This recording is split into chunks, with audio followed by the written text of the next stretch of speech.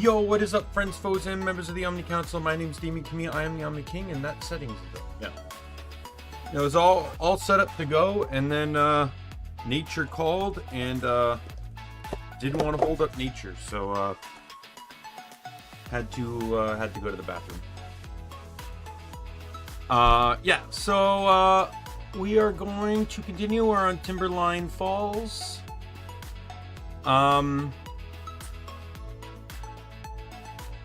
We only have, I think, about, like 5 maps left, and 3 of them are going to be a joke because there's no hearts on them. Well, I say joke because there's no hearts. There can be complications based on the state of shrines. Shrines can interfere with the process in which,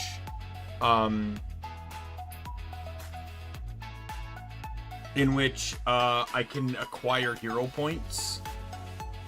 So we'll have to see about that, but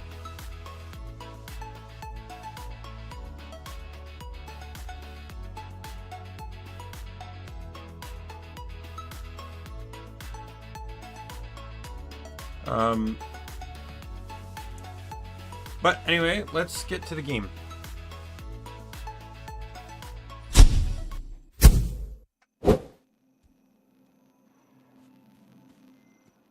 All right.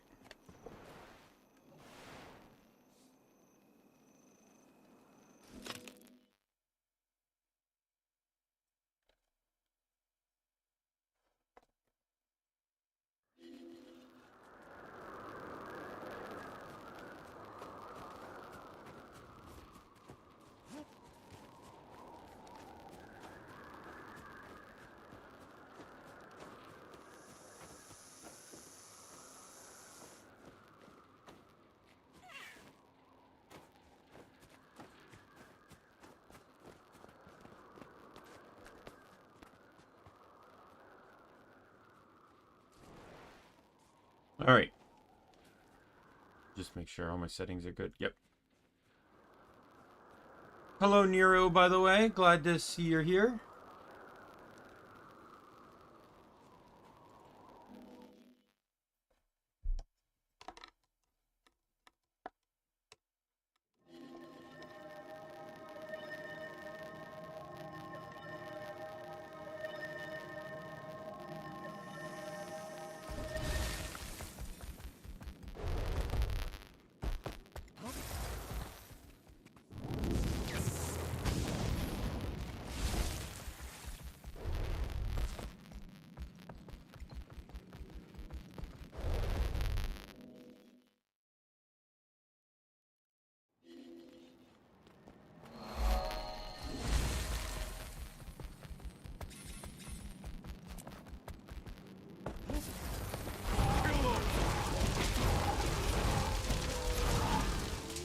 Let's get this gold.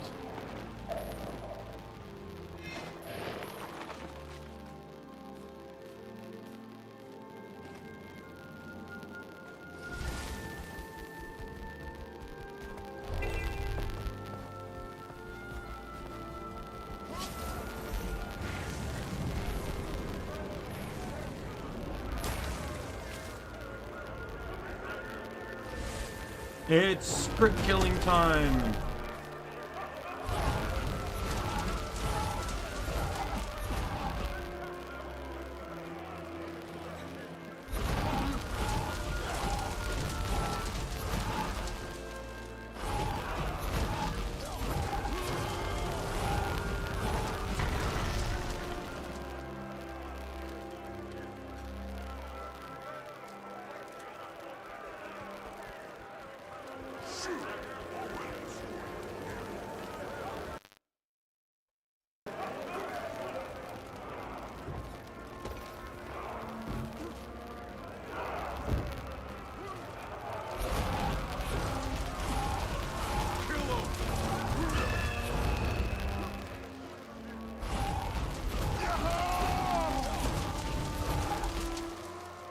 Alright, let's get this guy out.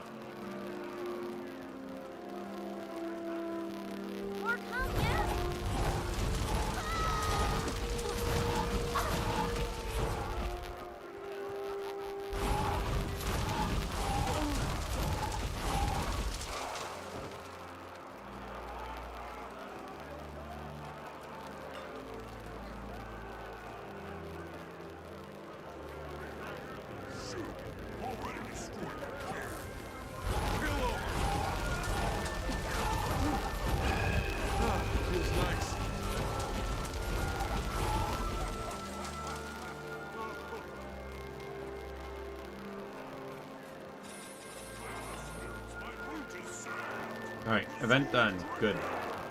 Alright. Let's do some table stuff.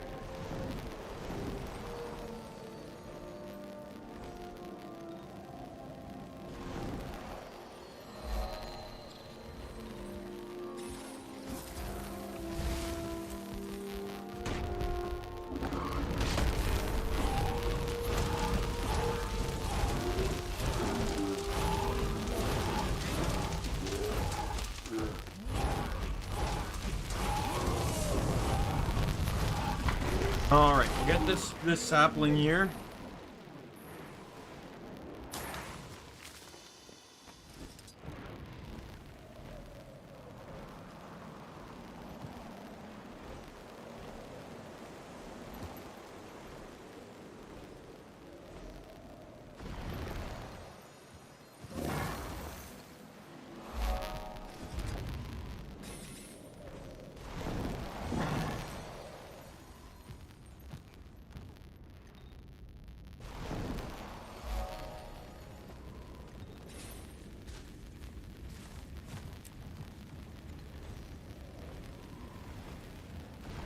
Alright, let's go get up here.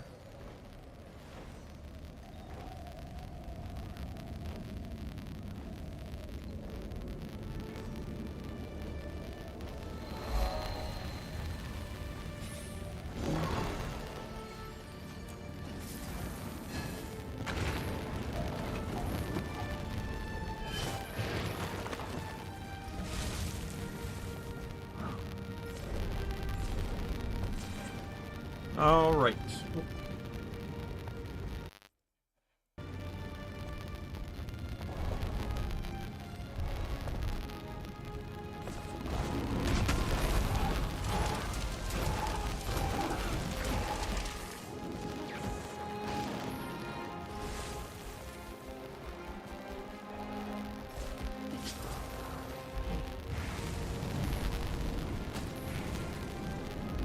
There we go.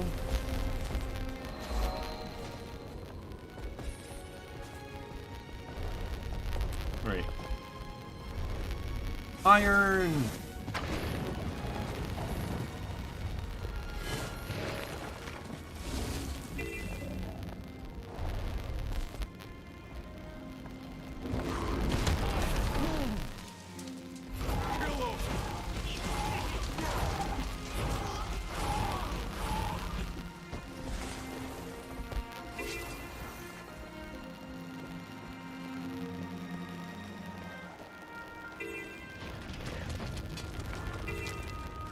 Alright.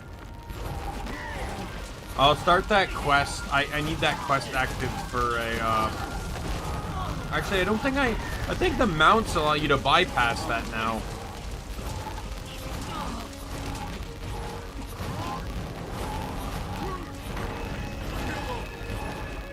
Feels nice.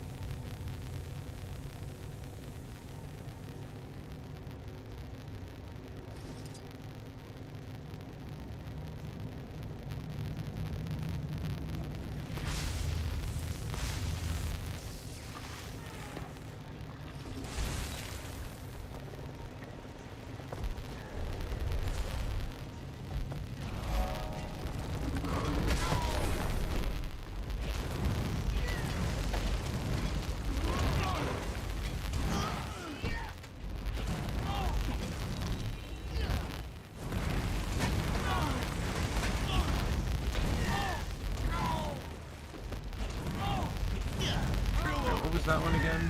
Might and damaging.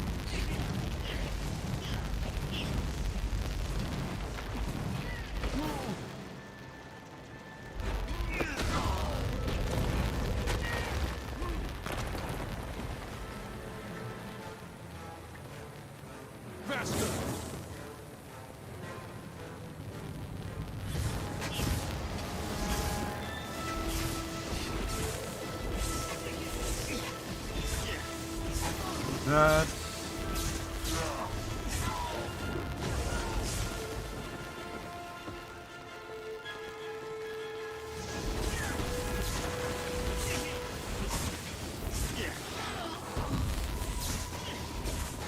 Feels nice.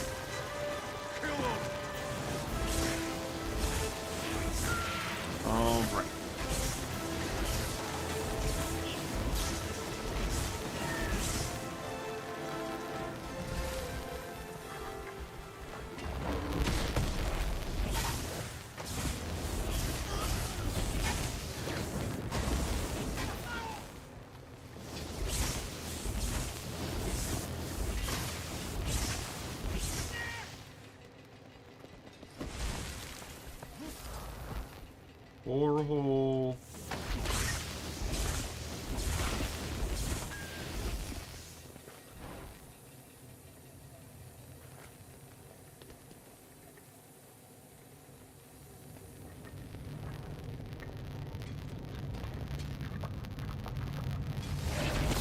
Feels nice.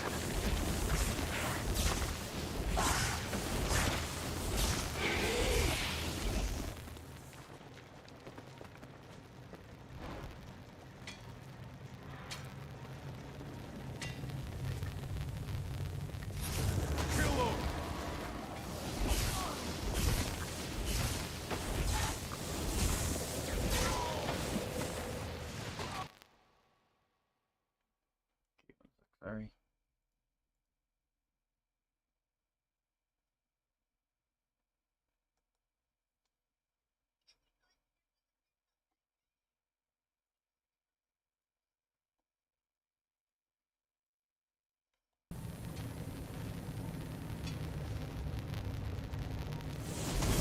Feels nice. Pillow.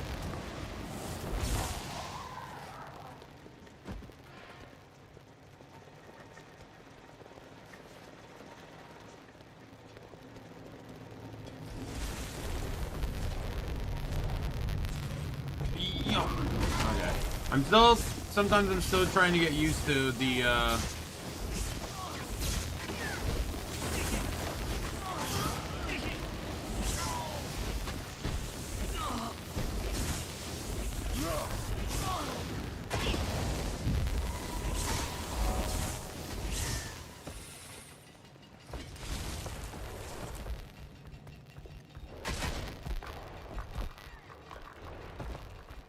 Alright.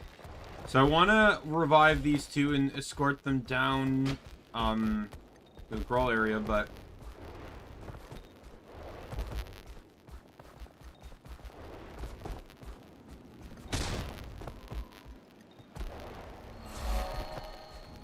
I want to go in here. I'm not necessarily going to do the jumping puzzle, but I just want to uncover the map location.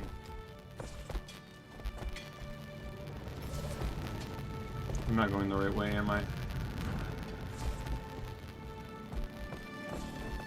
Here we go. This is the right way.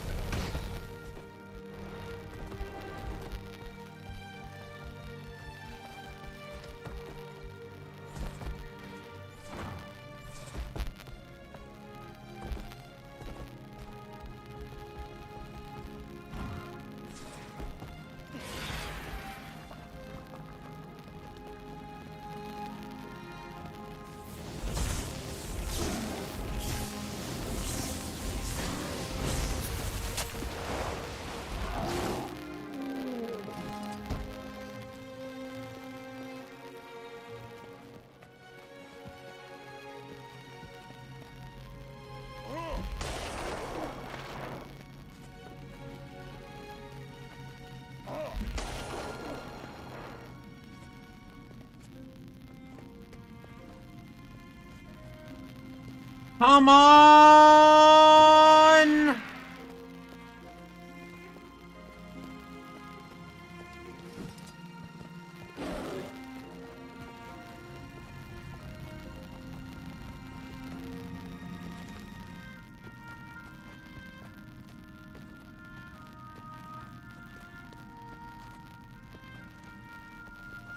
Come on!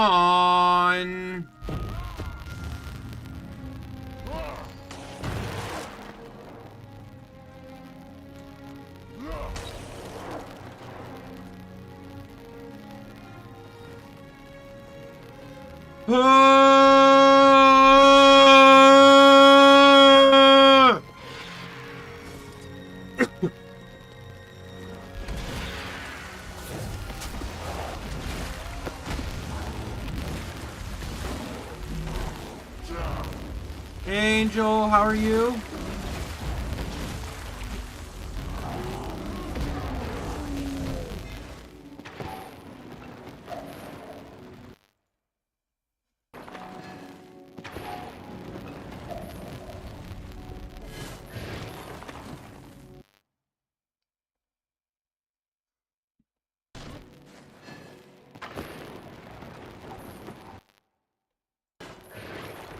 Outside of this part being very annoying, I'm doing okay.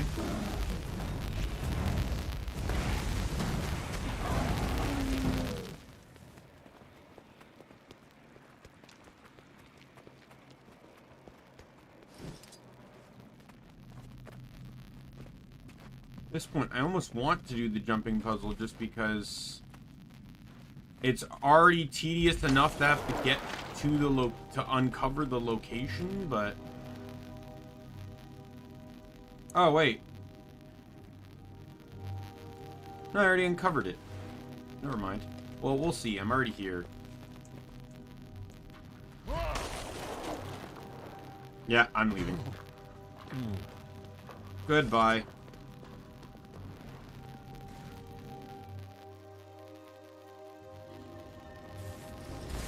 Alright, let's go revive those two.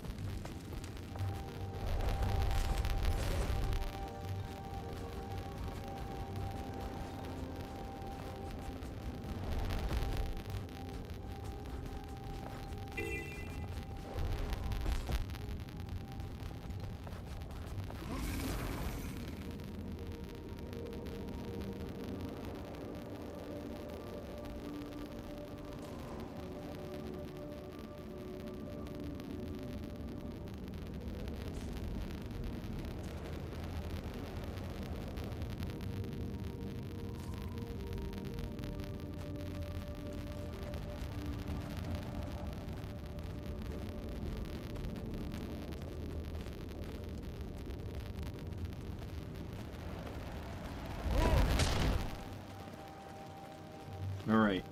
These guys are going to help me take down this thing, which you used to have to do if you wanted the heart, but now you don't actually have to because mounts can allow you to just hop the gate.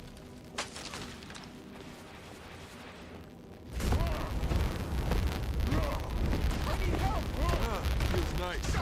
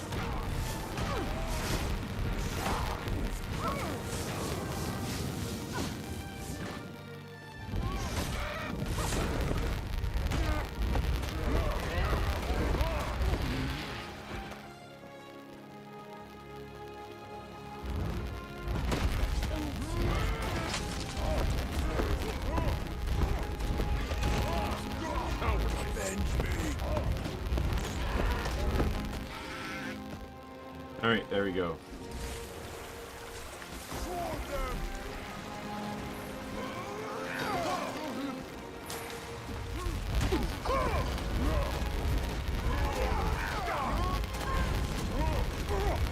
I'm killing Grawl. Deers just so happen to, for some reason, get within my target.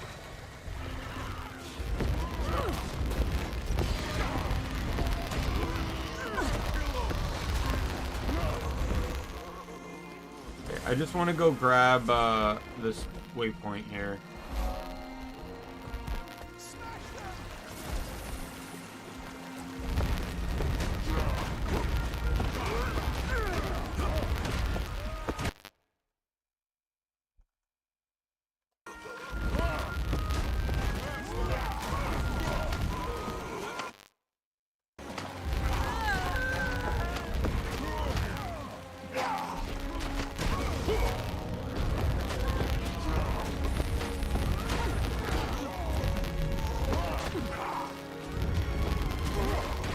Brawl, you guys need to stop.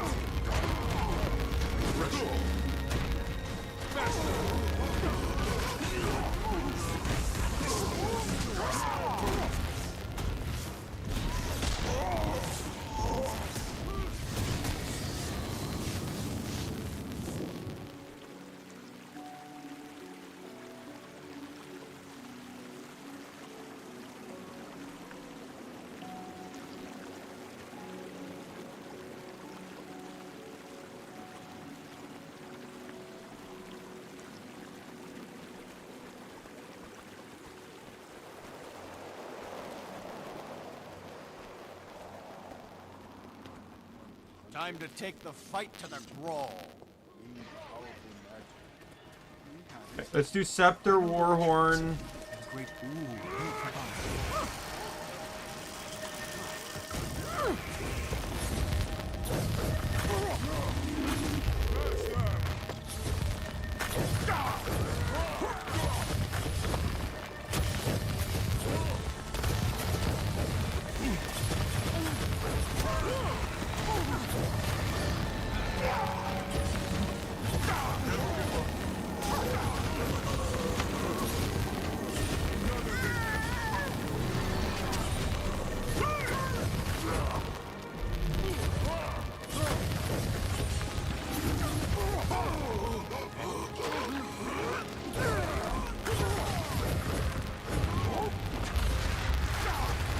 Yes, this character is an elementalist. They are a mage. There's actually another guy here that's a mesmer, which is another type of mage. The game has 3 mage classes, 3 warrior classes, and 3 I don't know, I guess I would call them mid armor. Like so it's 3 heavy classes, 3 light classes, and 3 medium classes. The light classes are all mages. They're elementalist, necro, and mesmer. Necromancer and mesmer. Elementalist uses the 4 elements of fire, wind, water, and earth. Mesmers use illusions, and necromancers use like death and blood and stuff like that. Death magic. And then medium classes are engineer, thief, and ranger, and they're like rangers focus on their pet mechanics. Engineers focus on like toolkits and stuff, and thief focuses on using. They don't have weapon cooldown skills. Instead, they have initiative, which is sort of like an MP type mechanic instead. And they focus on, like, they have things like stealth or backstab.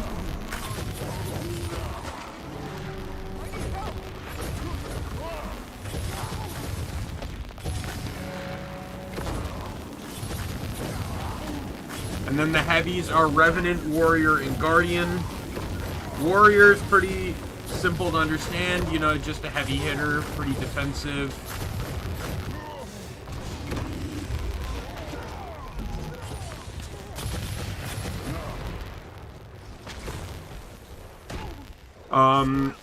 Guardian is sort of like a paladin, if you will. They're a bit offensive. They have some healing. They have some support.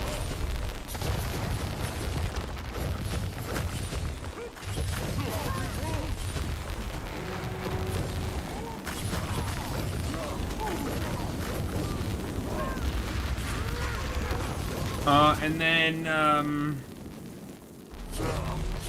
and Revenant is the class that I've been playing most of my streams on, which they're a very lore-based class. So in Guild Wars 2, there is a place called the Mists. Ritlock, one of the characters of the game, said it best. The Mists is sort of a space in between time and space.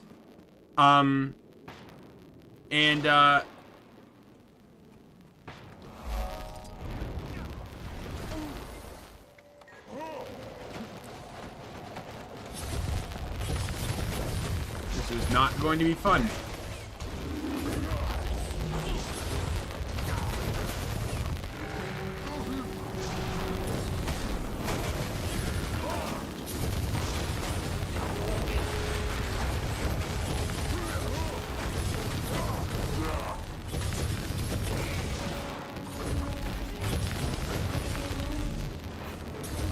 I need energy.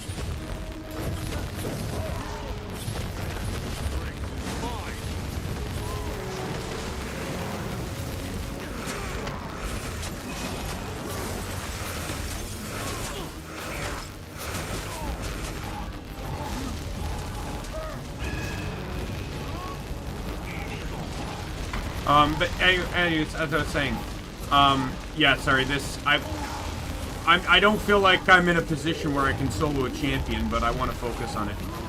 Revenant, so the Mists contain echoes of, as Ritlock says, heroes, villains, monsters, and idols. When someone dies, they go to the Mists, and in there, an echo of that mist, so to speak, or their legend, can be equipped and utilized by a Revenant to, for various powers and abilities. So a lot of this, any skills I'm using on a Revenant are actually tied to characters within the lore of Guild Wars or Guild Wars 2. So it's a really cool class from a lore perspective.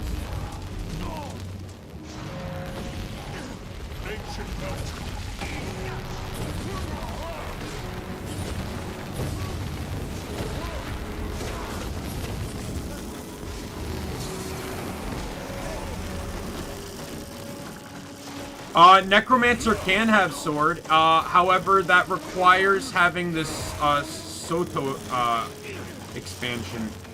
They only just recently got access to sword.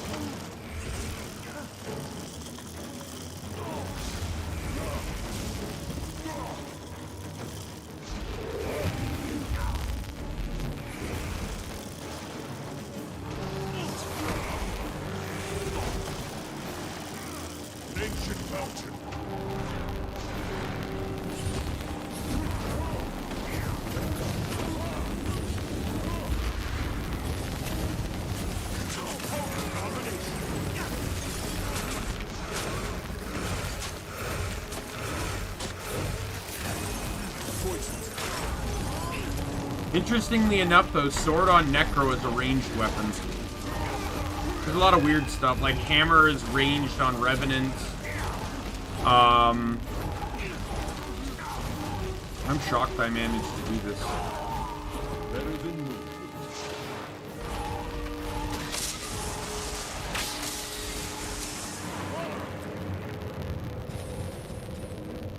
Mesmer uses greatsword as a ranged weapon.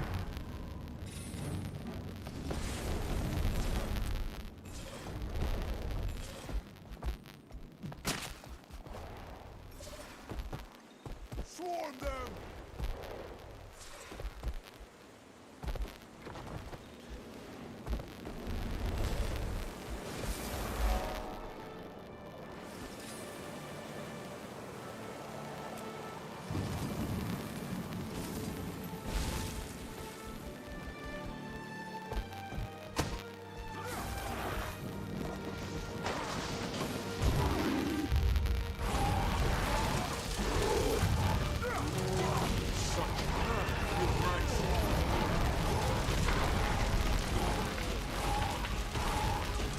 Goodbye.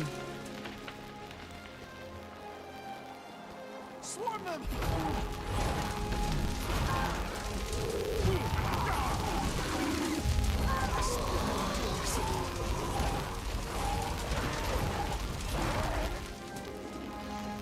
There we go. Let me get this tree. Oh my goodness, there's a crab infestation on the island. Can't have that, can we?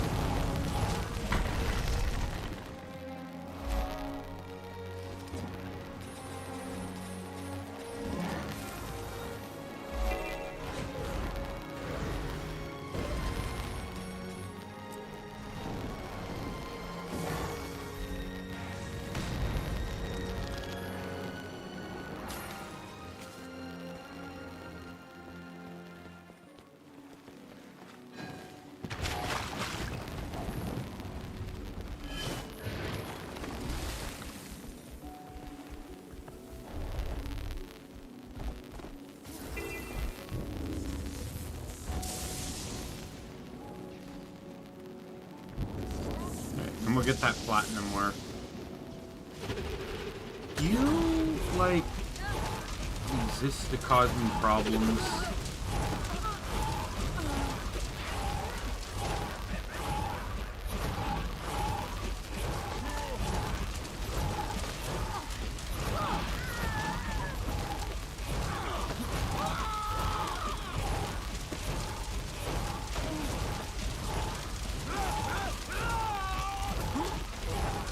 Why couldn't this be in the range of the heart? Because this is one of the most annoying hearts in the game.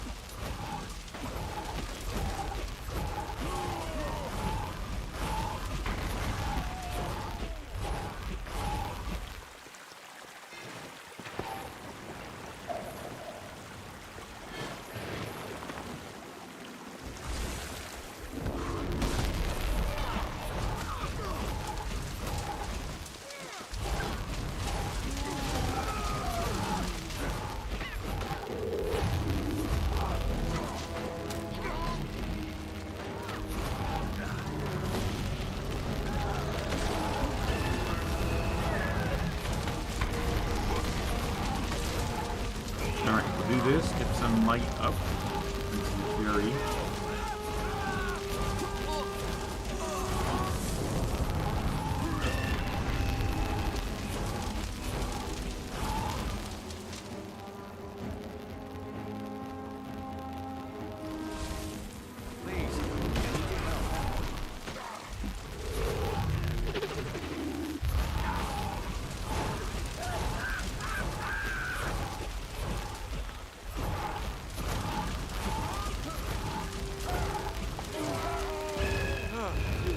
Alright.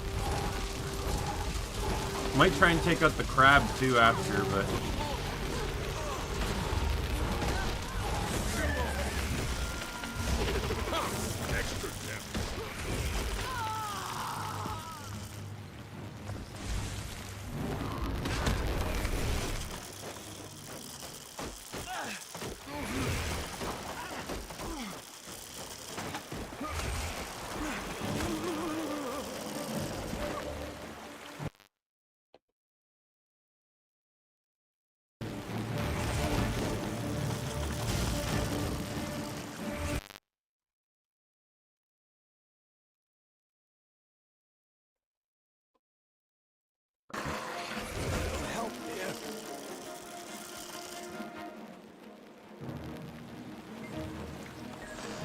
Great gods, I'm happy you were here.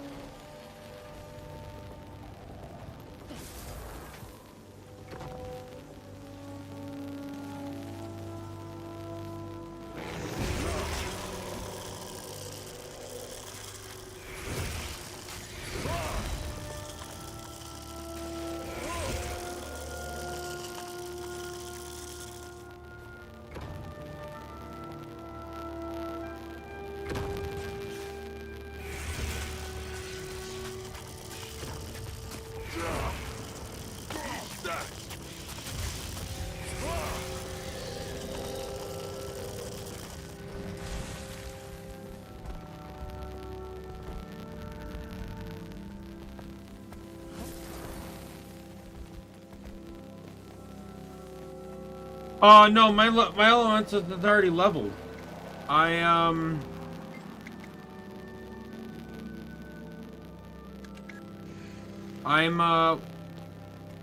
not, I'm trying to map complete him.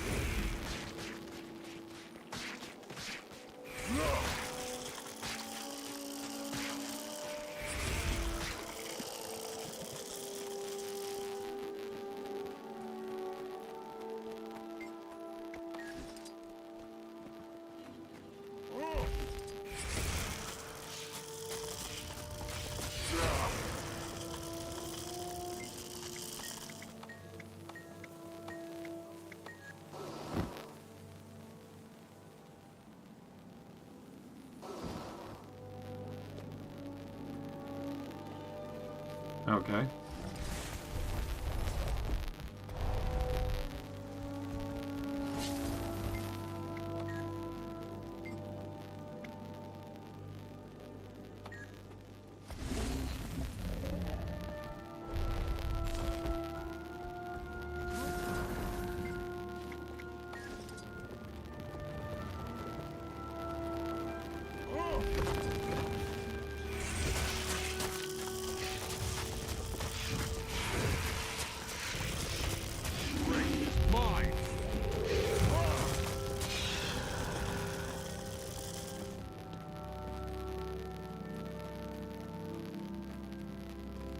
I don't appreciate that.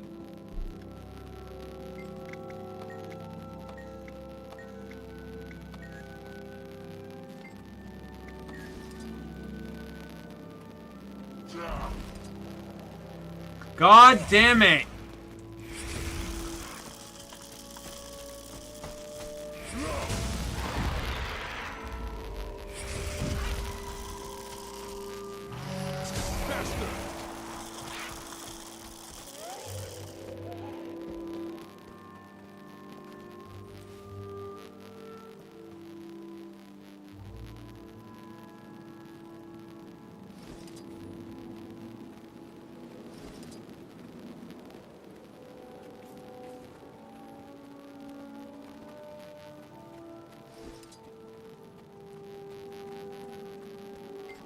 Like, everyone's just fucking out of range. Like, god damn it.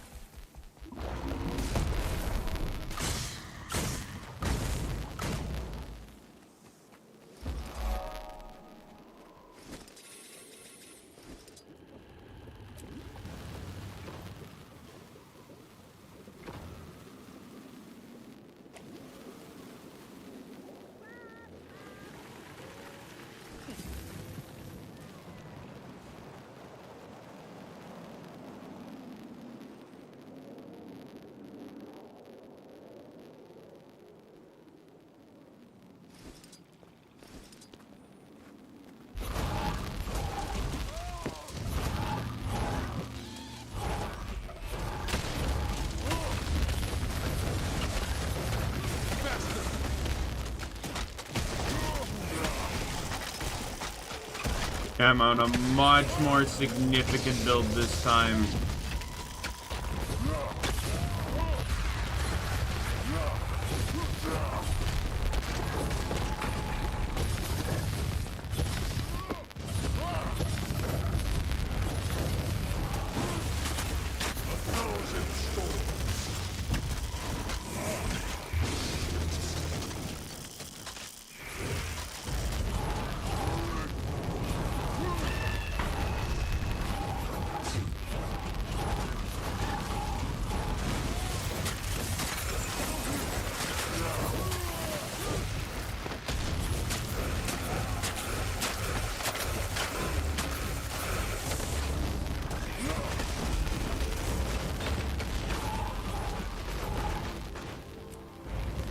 Perfect.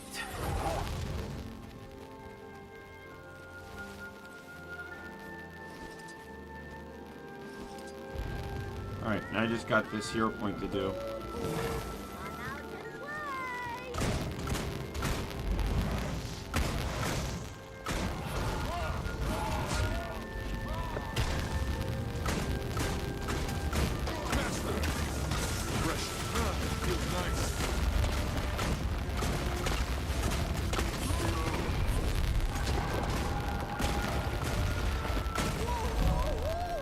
Alright, let's change back the Weaver.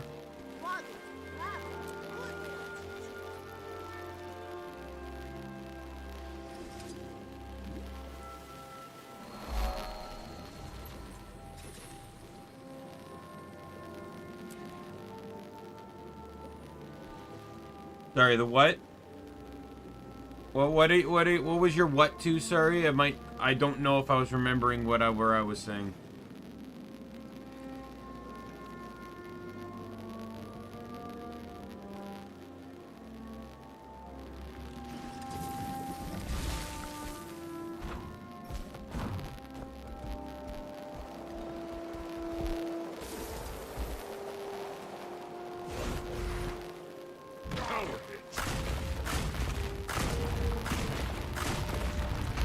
I don't remember what my sentence was, sorry.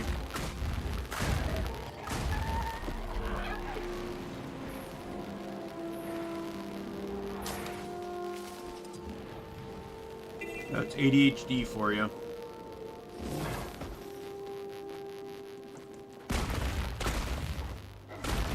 I still don't remember.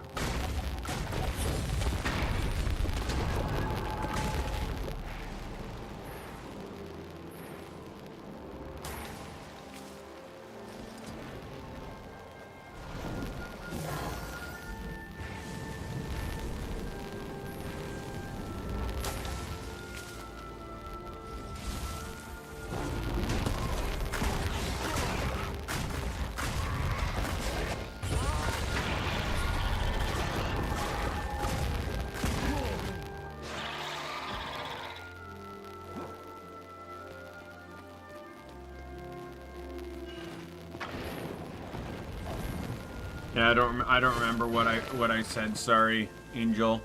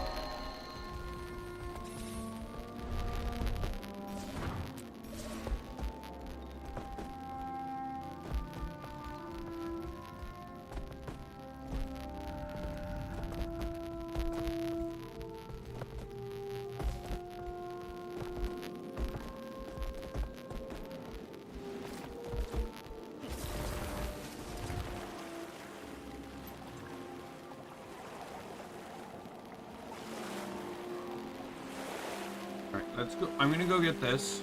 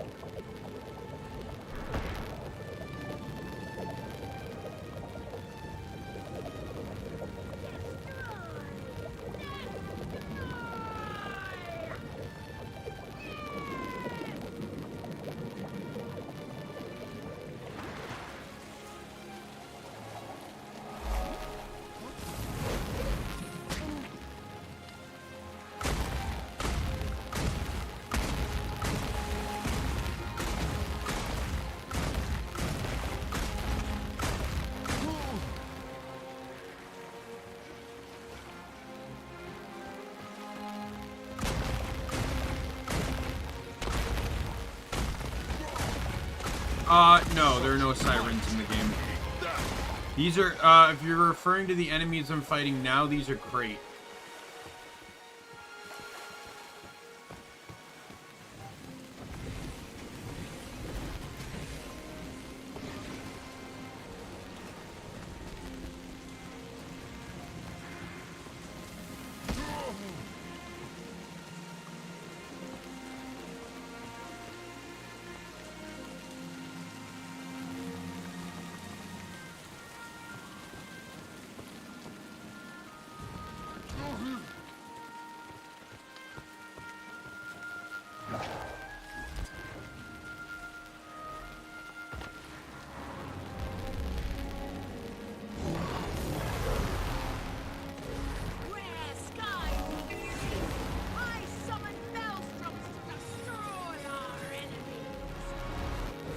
Oh. Someone's actually fighting.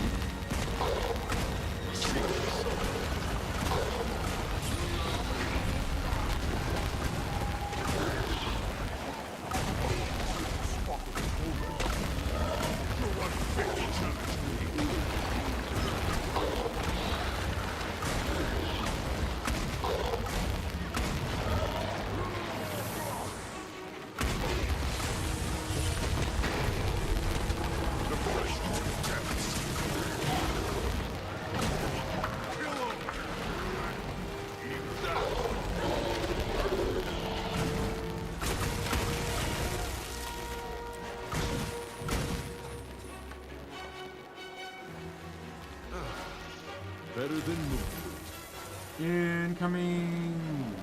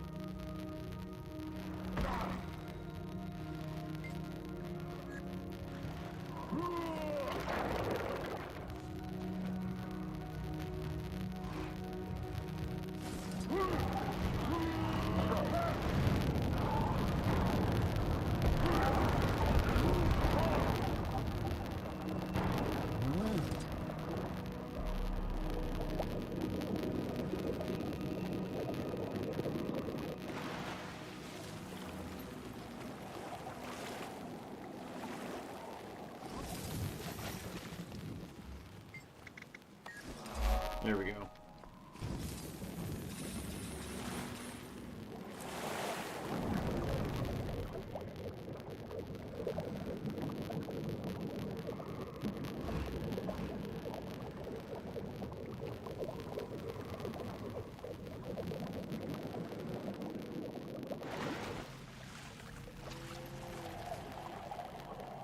Great swarm to the west.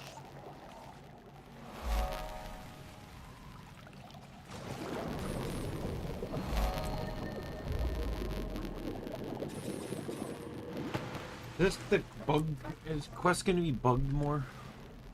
I'm not gonna participate in it. This quest is almost bugged like probably like 60% of the time. Robin's pleased to see you.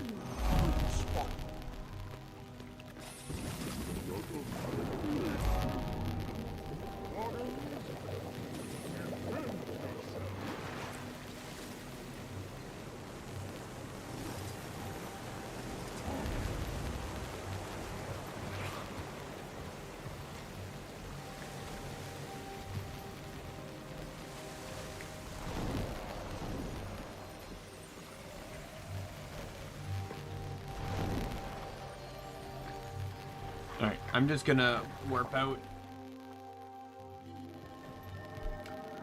The quest has been bugged for years, so I'm gonna say no.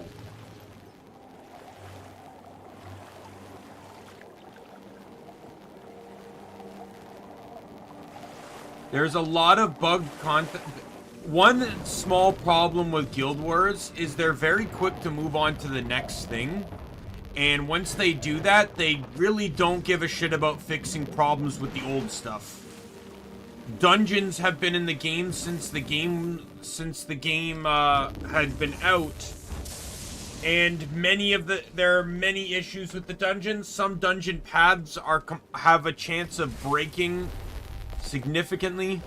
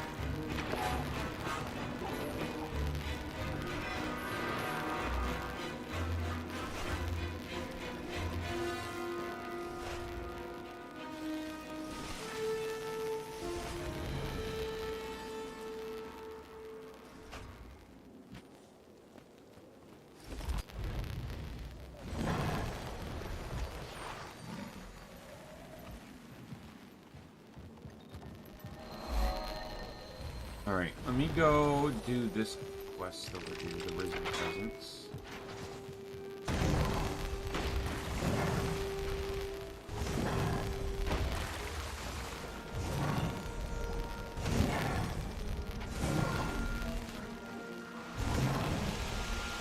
Alright, Risen.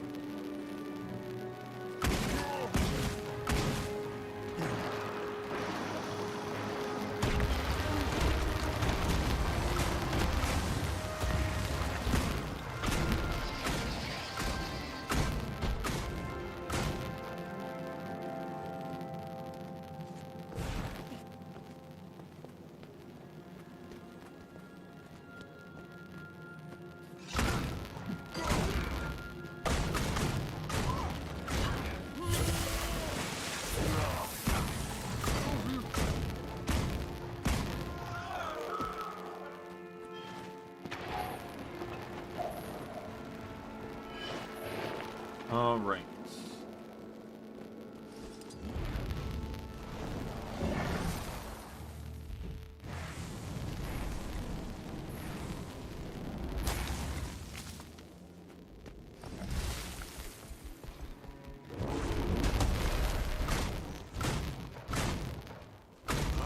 Such might!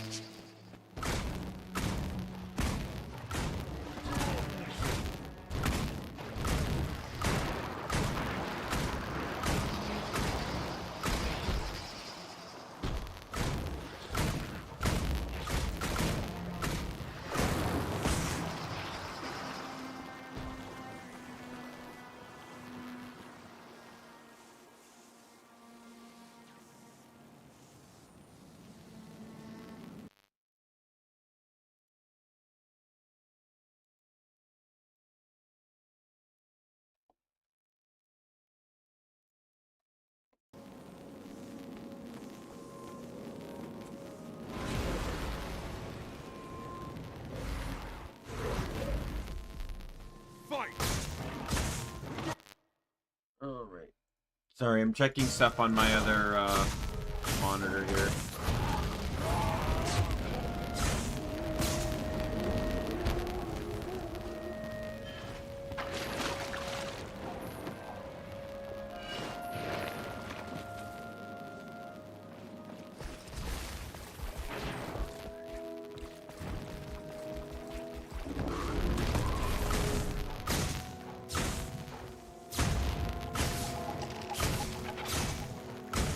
Wait. 1 second.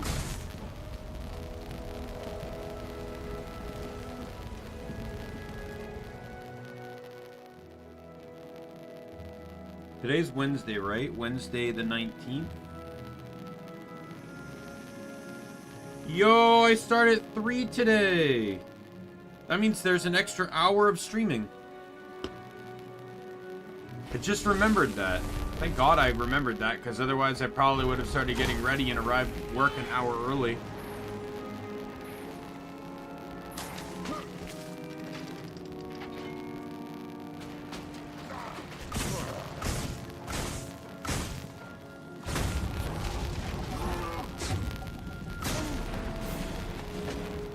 You're not harmed. Your seems to show you.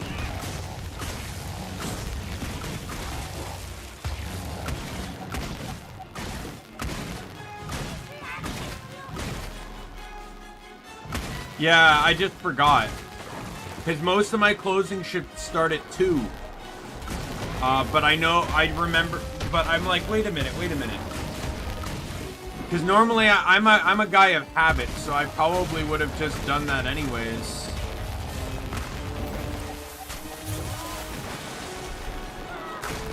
You're not harmed me. I'm the elements incarnate.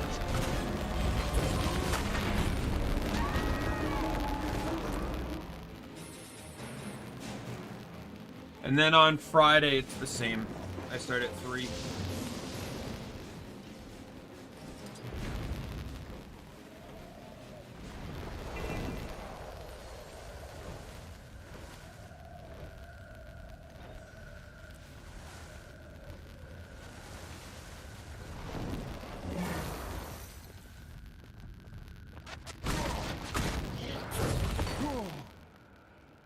Let the needle.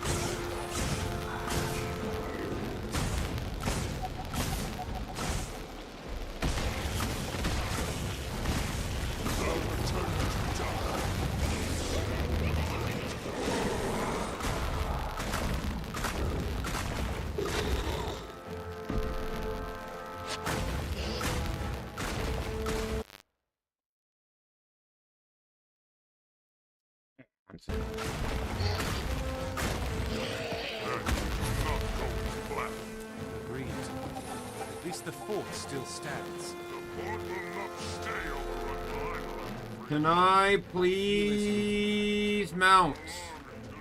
Can I please mount? Can I please mount? Let's take your device to Non-Moa Lake for a field Why test. can't... Wait. You'll see. Why is mounting disabled right now?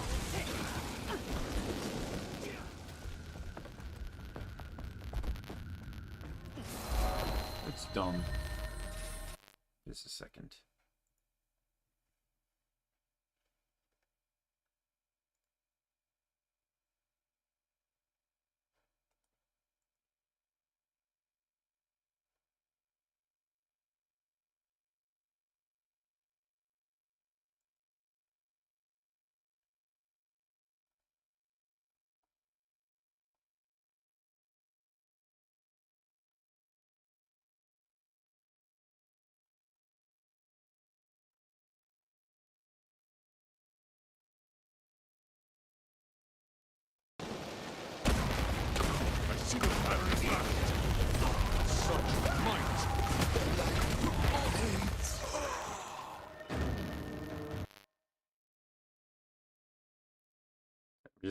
I'm just looking at something.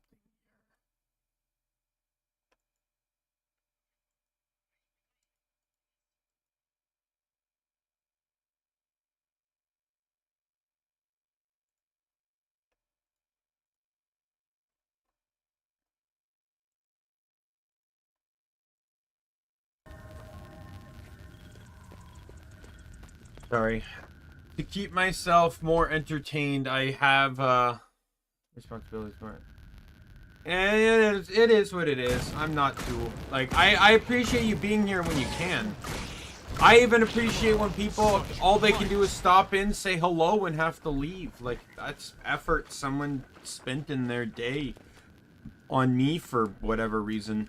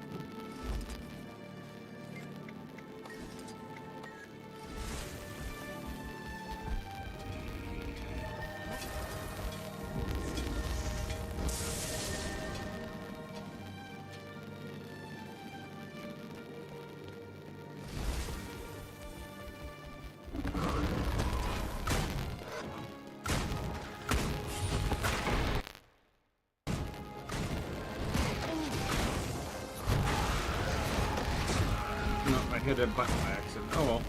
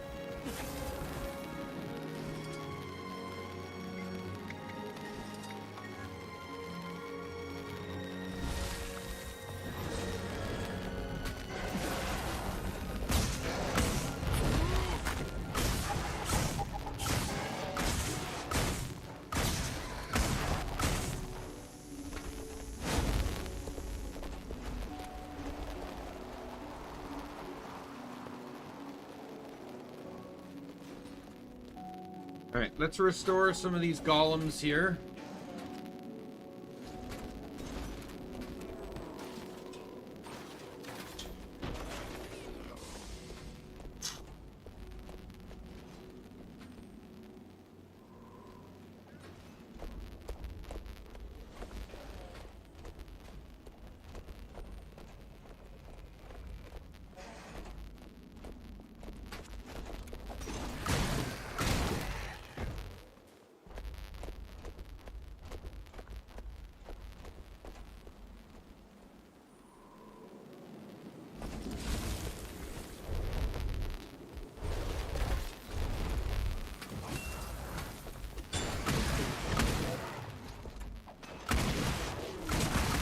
pressure.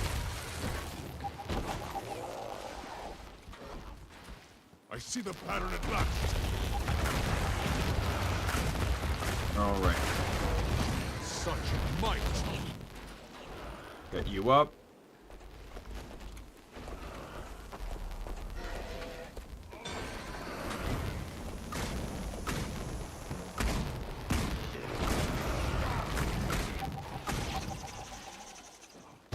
Malfunction. Oil. Anomaly. Error.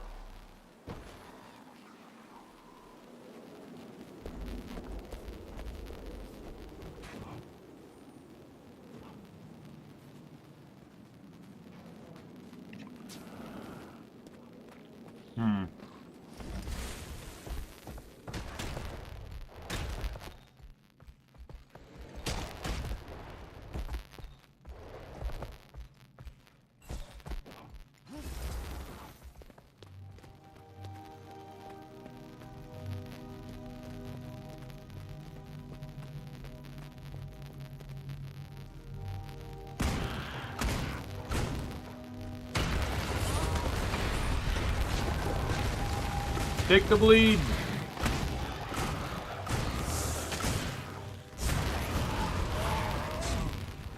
What the hell? I just killed a veteran cave spider.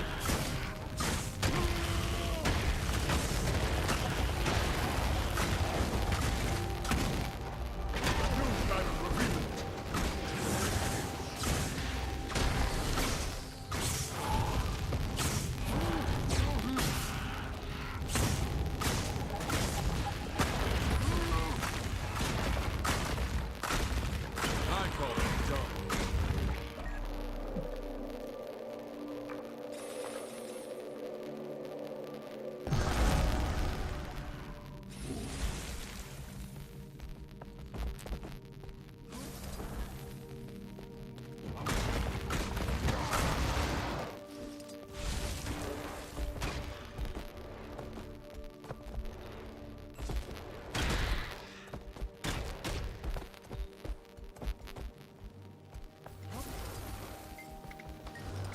Power hit.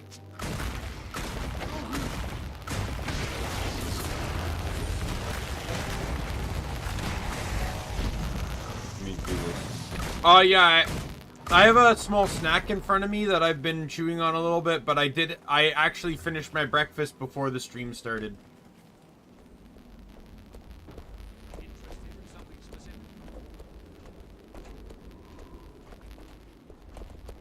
She's knocked down a while ago.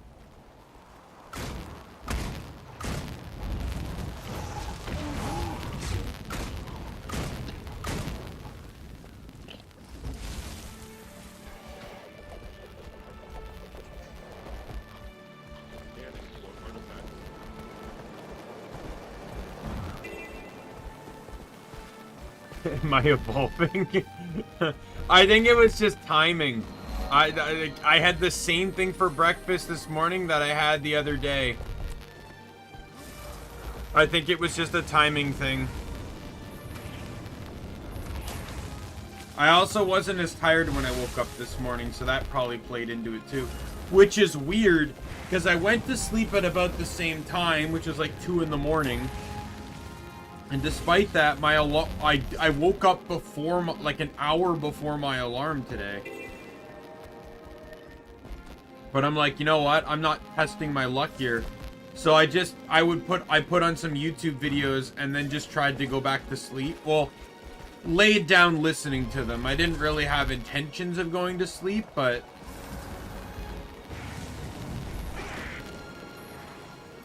dude, well, keep in mind I get home at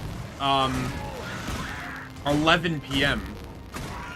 So going to sleep at 2 is not really unheard of. I only, technically speaking, I only wake up as early as I do so I can try and get some morning streams in. At my old job, the only day I didn't stream was the day I closed.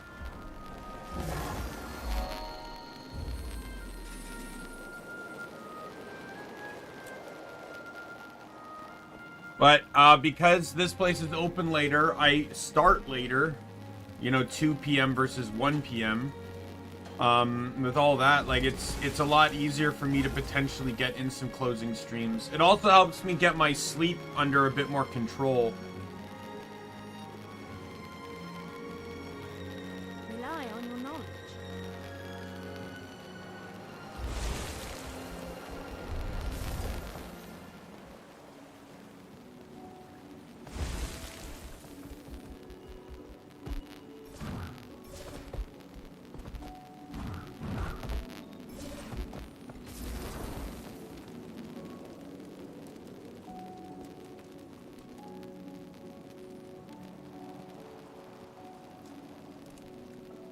I know. Don't have to tell me that.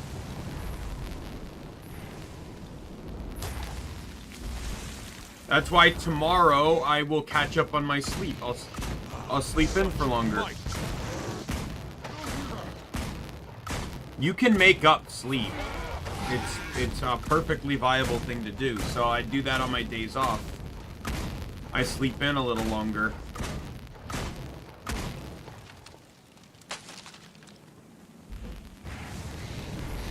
Part of the reason I'm doing it too is, keep in mind, Angel, I work retail, in which my my shifts are not static. They can change dynamically from week to week. So waking up early and then going to sleep, like, basically I'm putting myself in a position where I wake up and go to sleep at very similar times, regardless of day of the week. That's actually, like, the lack of sleep's not good for me, but the consistency in when I'm awake is. Because then I'm not throwing off my sleep schedule all the goddamn time, and ending up going to sleep at 4 a.m. and waking up at 7 kind of thing, which is what I used to do a lot of the time at my old job. The lack of, you know, the sleep difference I'm getting right now may not be great, but it's better than what I was previously doing. There's a lot of wood here.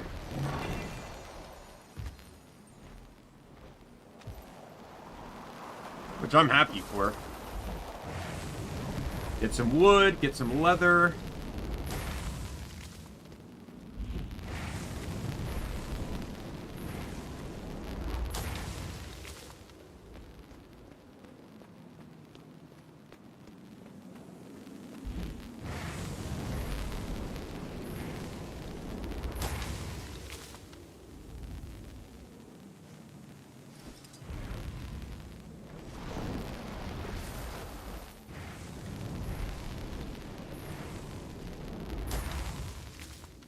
Yeah, it is.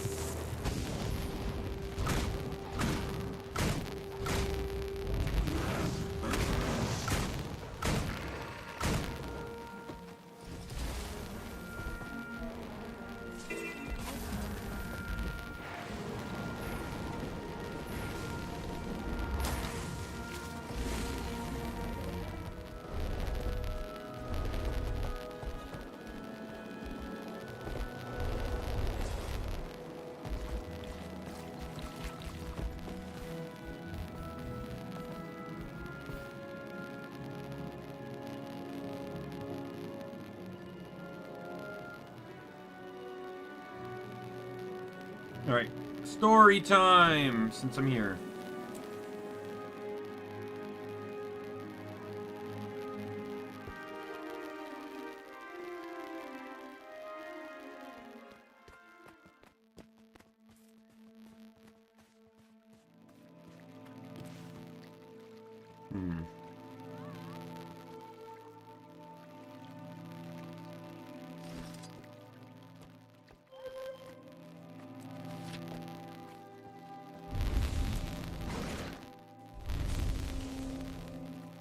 Hello. Again, nice work at Claw Island. And, as I said before, my condolences on Tybalt.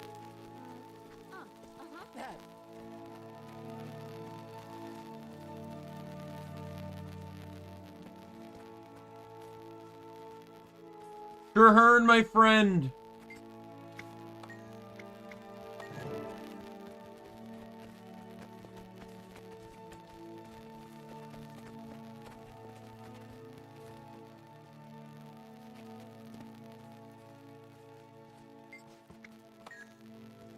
Are we waiting for anyone? Oh yeah, Izu.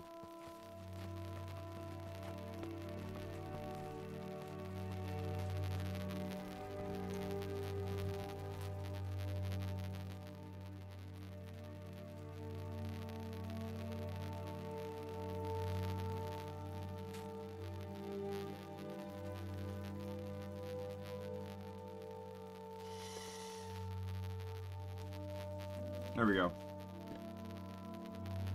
By the way, I'm going to emphasize, Angel, if you're ever considering playing this game, this type of storytelling is only in the base game. This cutscene-esque stuff. After the base game, they stopped doing it this way. As the Pack's leader, I am adopting the rank of Marshal. I'd also like to present my second in command, one of the heroes of Claw Island, who will bear the rank of Commander. To defeat Zaitan and cleanse ore, the Pack needs to go on the offensive. For that, we need a headquarters. I suggest the abandoned fortress on Terzetto Bay. I know the place. Formidable, easily defensible, and right on Zaitan's doorstep. A solid decision, Marshal Traherne. The Vigil is with you. It is a wise choice. The Priory will also follow you to the Pack's new headquarters and on into Ore. No argument here, Marshal. It's a smart call.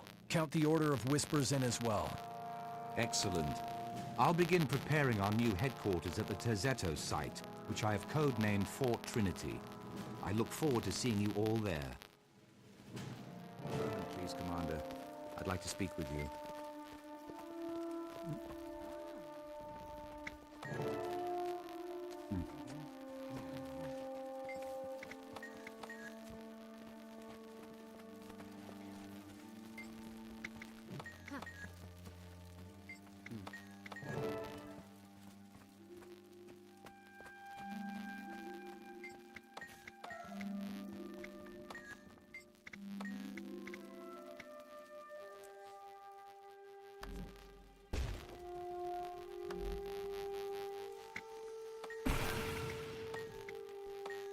Let's hope the Smiths rise to my challenge out of innate nobility, or at least Well, pride. calm, my friend. Thank you for coming. I'm Marshal Traherne, and Calm I've the invited second each of one, you right? here because you are the finest smiths and crafters in all of Tyria. I'm forging a pact to deal with the Elder Dragons. The three major orders of Tyria have agreed to join, but we also need you and your skills. It would be an honor to stand with you, Firstborn. Your envoy already approached me with a similar offer, Marshal. I've decided to accept. Otherwise, I wouldn't be here. Ha! There's only one finest smith in Tyria, and you're looking at it. I stand ready to prove it. Excellent. I have a list of potential projects. My quartermasters will make sure you have the tools and raw materials you need. No, well, Please begin at it once. doesn't state whether he's second-born or not. Somebody help me! The team studying Rancor Ruins was overwhelmed by the undead.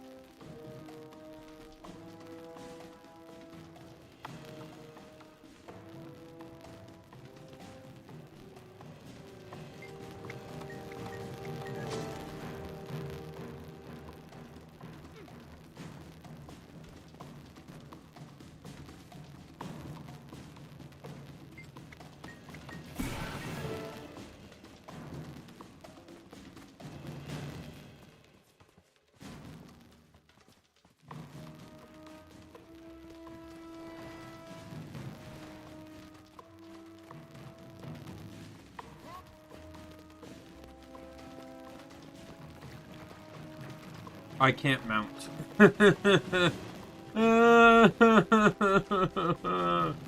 Oh my god. You should see my stream. When I was streaming the actual story, how fucking hyped I was when I got to Path of Fire.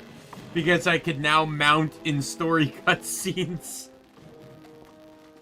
Even gliding, I can't glide. I can't do that until Heart of Thorns.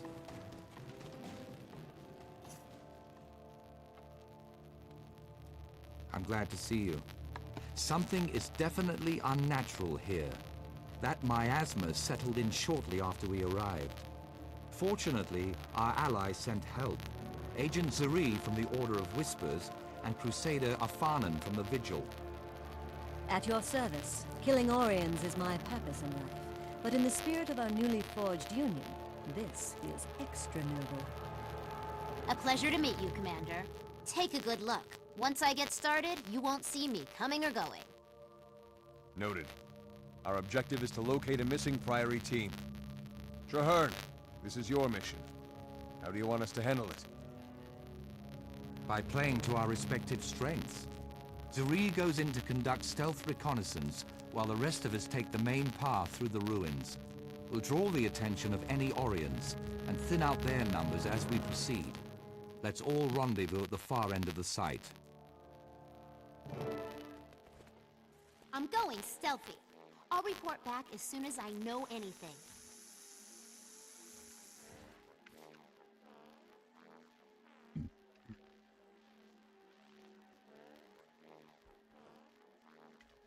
One second. Drinking.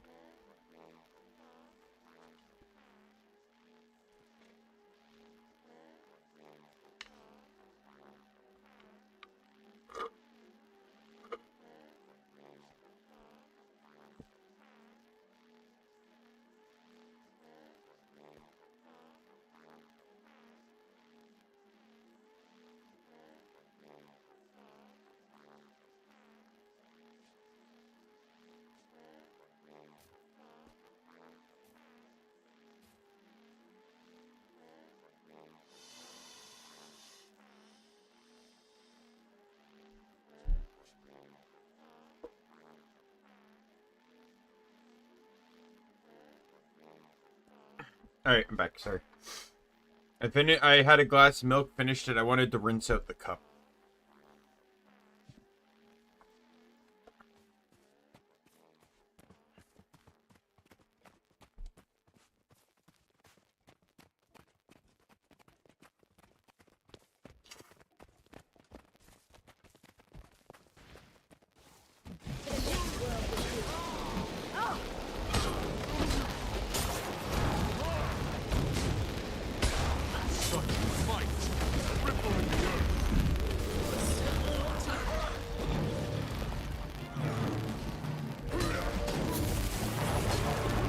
No problem, no problem. I appreciate you even being here in the first place. I took a small break to finish up my drink, but I'm just doing story now. I finally encountered my next story mission, so I figured, you know, why not?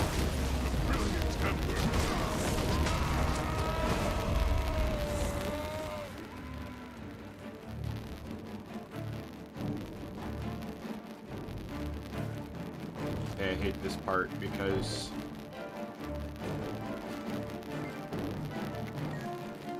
No survivors here. We'll keep looking.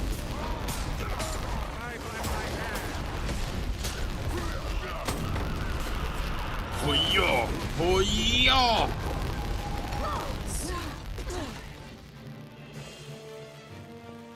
Those barricades won't hold for long. We have to move. Another barricade. That means we're heading in the right direction. Forward! Technically both, because I have allies, but I'm killing zombies.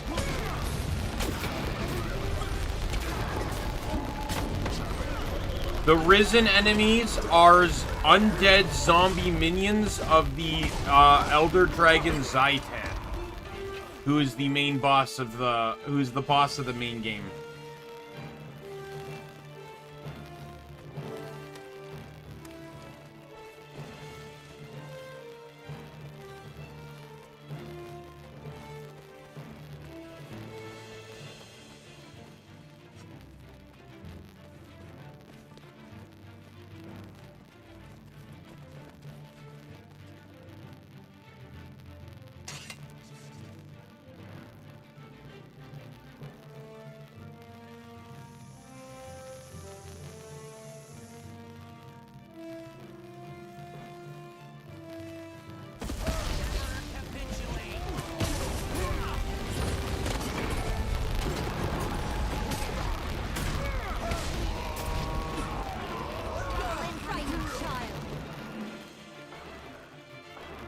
Hi guys, how you doing?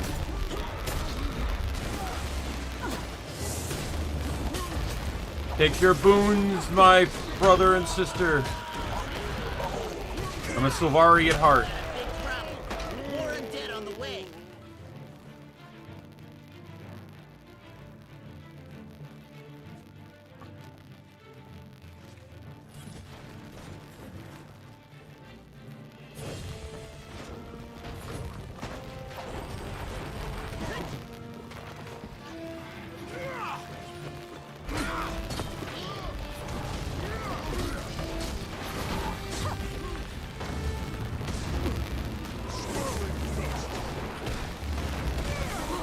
What fried chicken?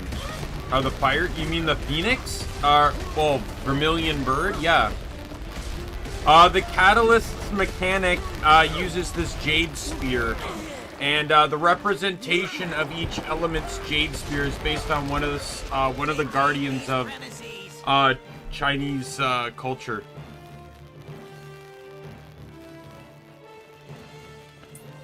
I'll admit I don't remember the directions, but it's Vermilion Bird, Azure Dragon. I think it's, is it what is it?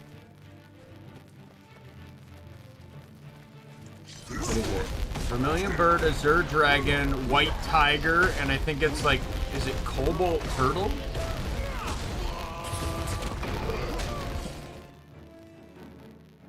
Yeah, turtle is on earth, tiger is on electricity, dragon is on water, and bird is on fire. Stick close to us and we'll get you out of here intact. What about our second team? They went ahead to secure a recent discovery right before the undead tide came in. They might still be alive. I can confirm that. There are Vermilion Bird of the South. It's a defensible position, so the second team could be dug in there. Then we're not leaving until Azure Dragon of the East, White Tiger of the West, and Black Tortoise, also called Black Warrior of the North.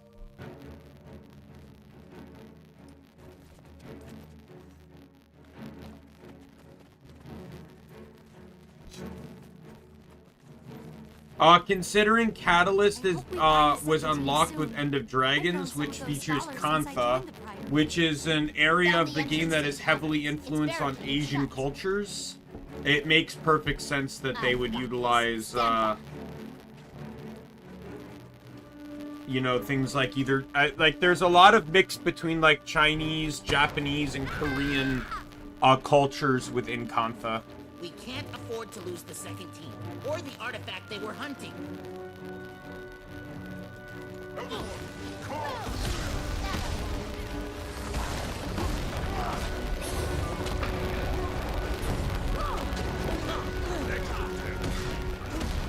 Like, even though it's not necessarily true, no, this is an American game.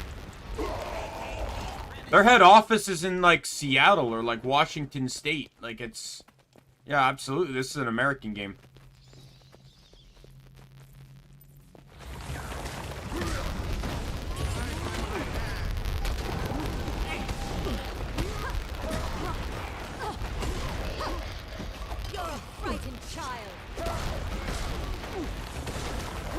It's actually funny, though. I just kind of realized now, like, fishing was introduced in End of Dragons as well. Which, you know, oh, maybe they could have just added in a fishing mechanic, but it actually makes the most sense to have been added in with that one expansion. Because, fishing is a very, big part of those countries. Like, seafood is a huge part of their diet and stuff. Like, you know, when you factor in things like sushi and other dishes, etc., right? So it's actually kind of,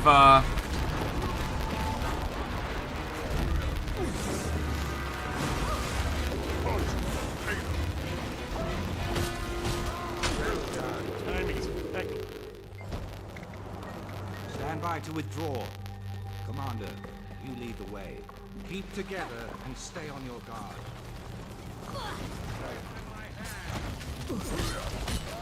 You also get the skiff too, though. So that, I guess, also adds to it, too.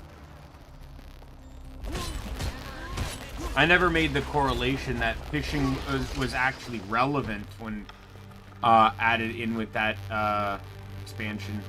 Like, just like culturally relevant to Kantha. Yeah, because like if you look, Kantha's all down here.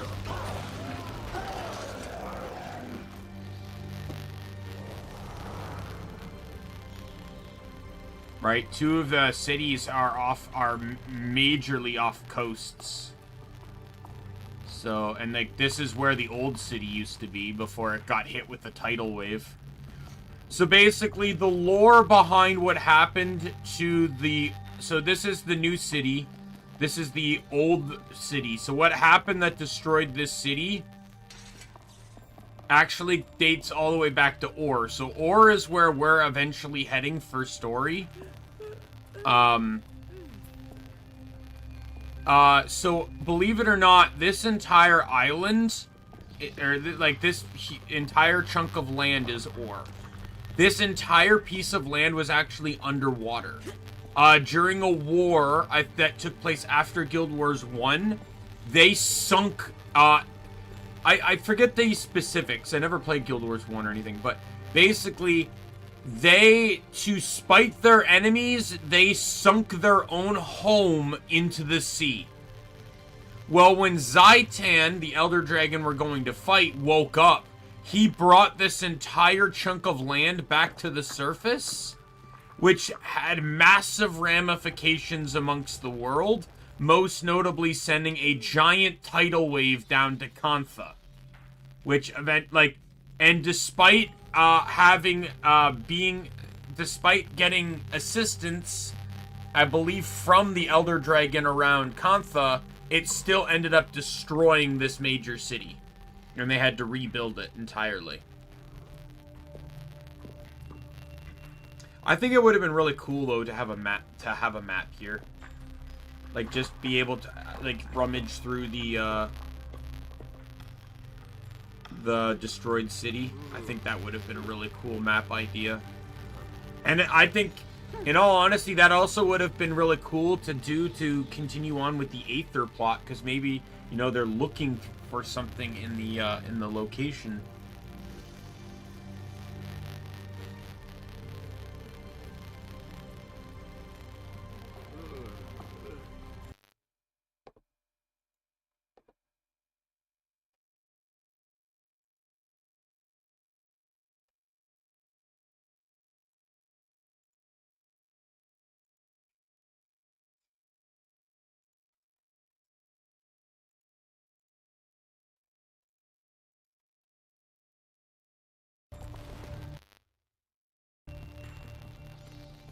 I've only ever had sushi once in my life.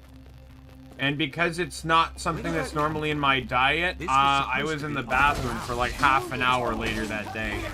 I did like it though, don't get me wrong. Commander, to me. I need your opinion.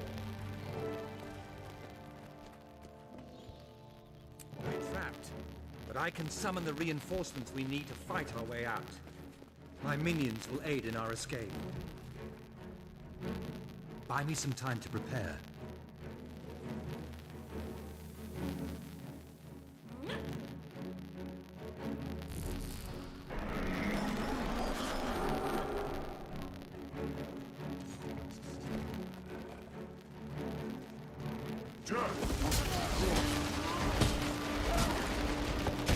Such might!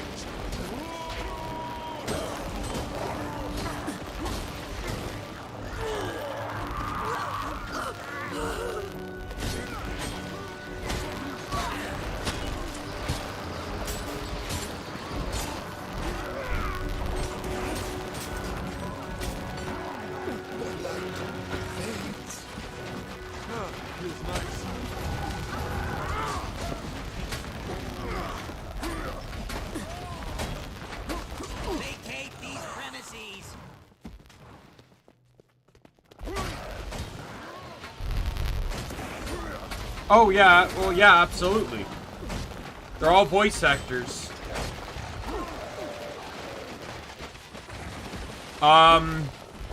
I know for a fact the male Norn protagonist. So there's 5 different main character voice actors. Because there's 5 playable races and each have 2 genders. The male main Norn, the character I'm currently playing as, is voiced by Matthew Mercer, who is very well known from being from Critical Role, the D&D show.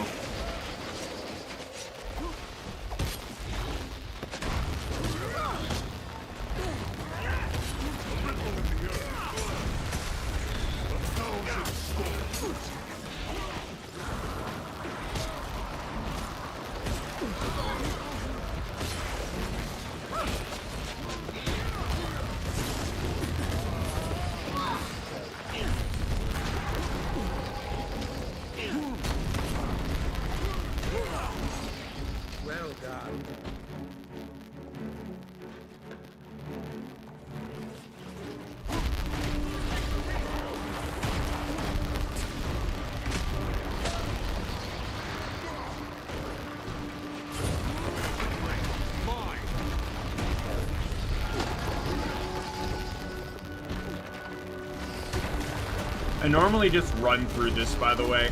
You don't actually have to fight anything here.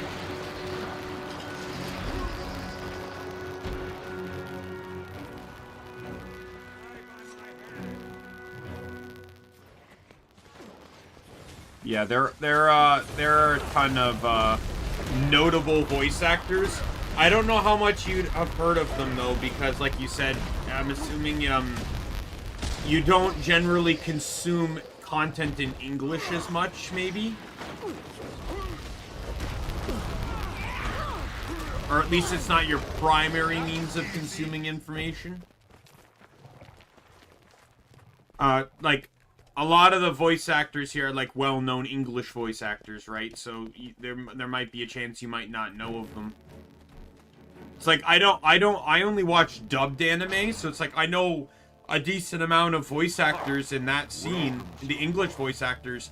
I don't know any Japanese ones, because I don't watch any shows in the original subs, like in the originals. So you couldn't tell me of any of them. I was born to undo your master's work. If I must kill you to achieve that, so be it.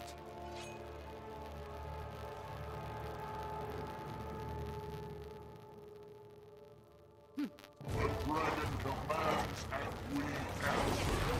All will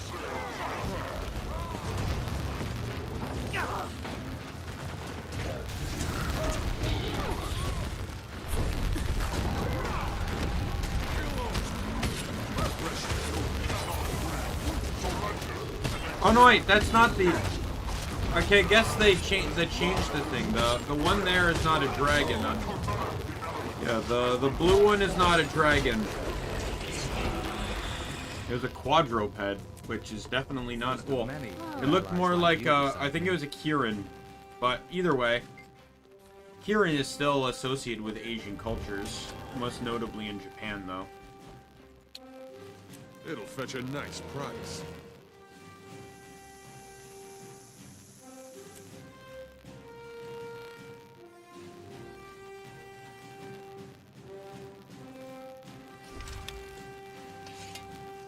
I did not realize you got a free 18-slot bag for doing story. I'm gonna hold on to that.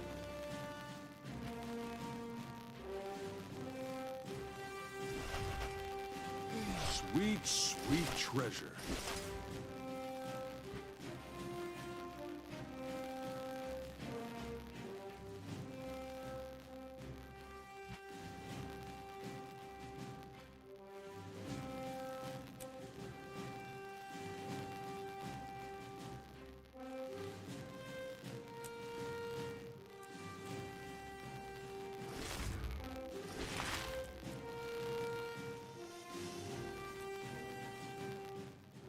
Kirin. K-I-R-I-N.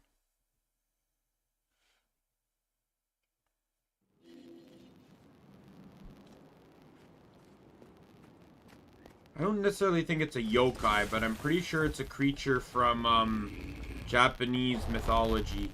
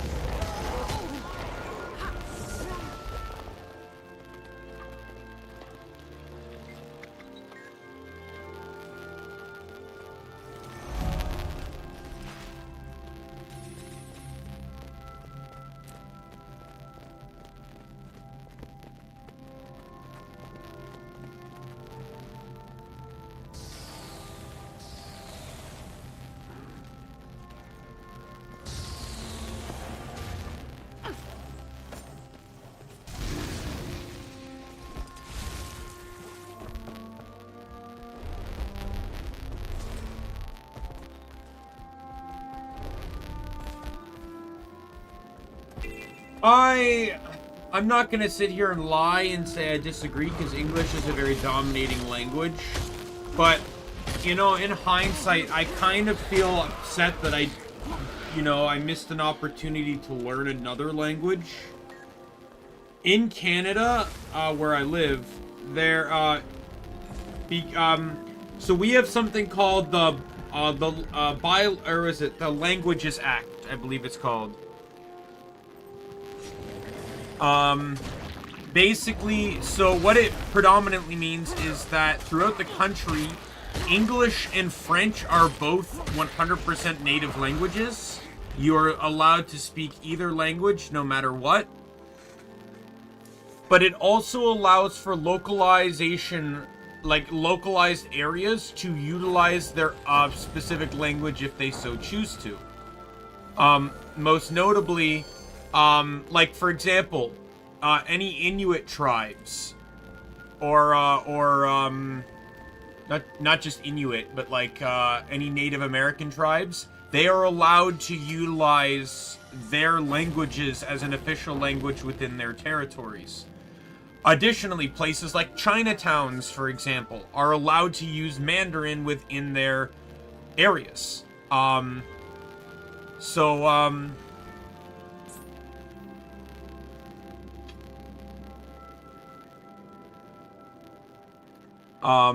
It's kind of cool, but you're if you're in education in school, you are as a kid you have to take so you have French immersion classes, which are basically schools where you have to learn you pretty much predominantly learn in French, but I didn't attend one of those. I attended just a regular school. So in regular schools, you have to take French up until grade 9. I actually wanted to take it further than that, but I had some not really great teachers in the long run that didn't end up really helping me retain or understand French very well, so I ended up dropping it. But French is on my list of languages I'd like to learn. I would say French, Japanese, and Korean. I'm just interested because I like a lot of forms of Japanese and Korean entertainment.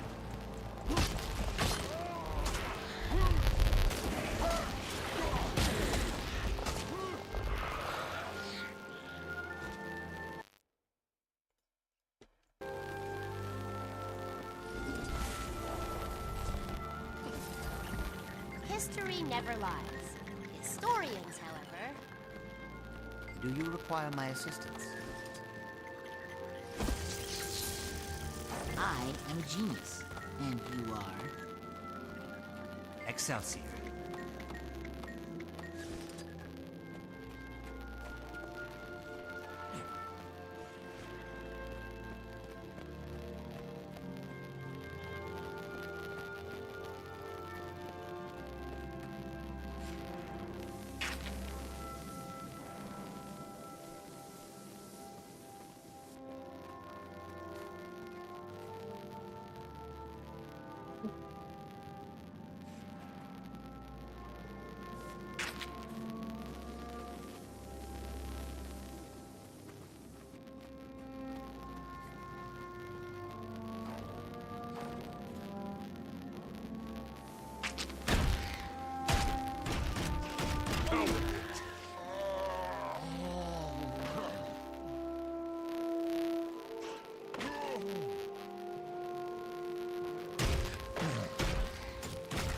Alright, let's kill this off.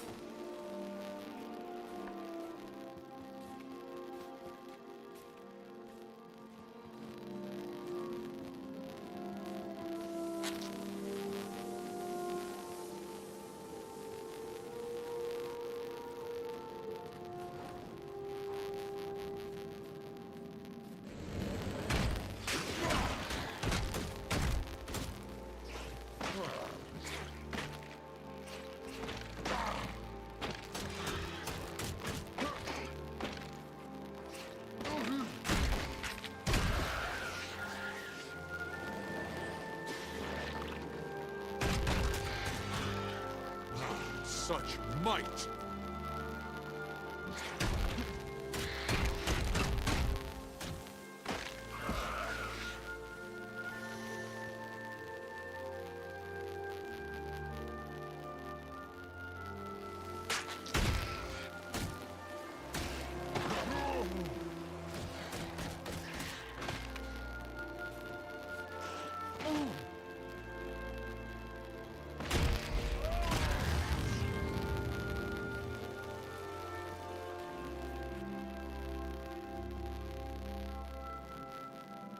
Isn't the language change uncomfortable? Like, what do you mean?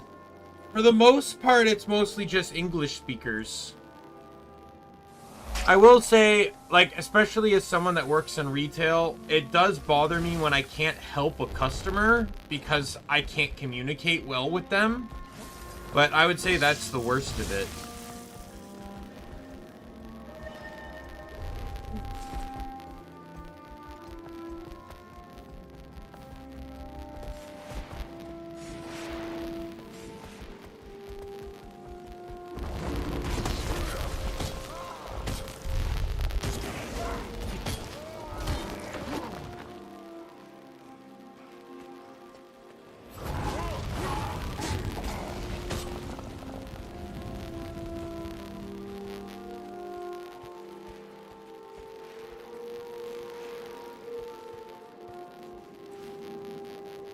Silly Etten. You are too small-minded to escape.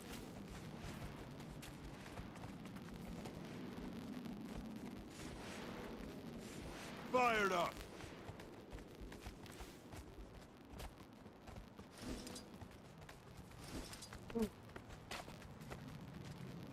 We'll do this event. Let's begin the test. So, Etten, how do you feel? I believe that singed would be the appropriate descriptor. True, for choice of external bombardment. Administration through injection would have likely proved cleaner and more effective. What are you on about? My device worked perfectly. She doesn't see it. Surprising. I wonder, should I bother attempting to explain? I suppose it seems only charitable to elaborate. You see, had you administered my serum, you could have compensated for my plasma osmolality. Oh. What? What is it? I would appear to be on the verge of demonstrating the flaw in your procedure. I suggest you run, my long-haired friend. You will not enjoy what your alchemy has wrought.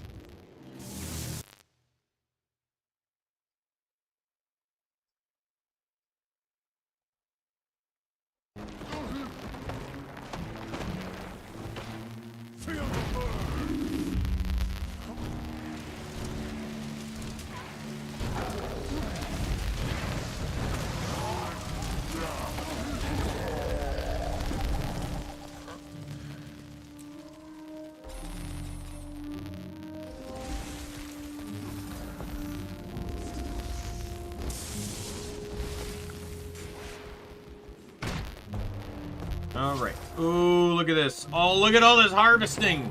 Oh, it's so good. The simplest way I can explain that, Angel, is power creep. Power creep will answer that 100%. This is base game content. It's a joke now. The game has been made so easy by later inclusions and changes and stuff that the base game's a joke.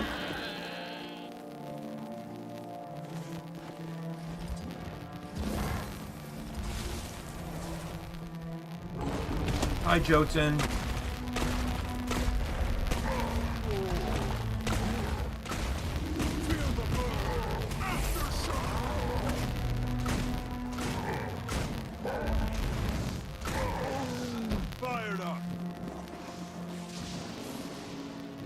It's one of the reasons why, while I wasn't 100% confident, I didn't feel the most worried when I fought that champion earlier. Because power creep has kind of made champions almost elite quality. And in the base game, there were very few elites. But in a 1v1, elites could be soloed. It could be tough fights at times, but for the most part, they could be soloed.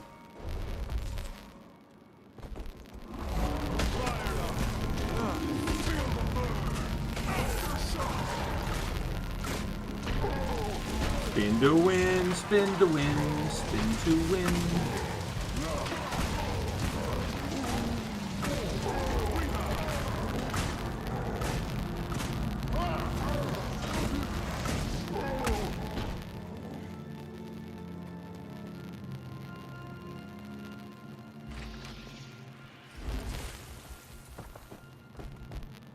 Alright, let's get these ores. There's a lot of...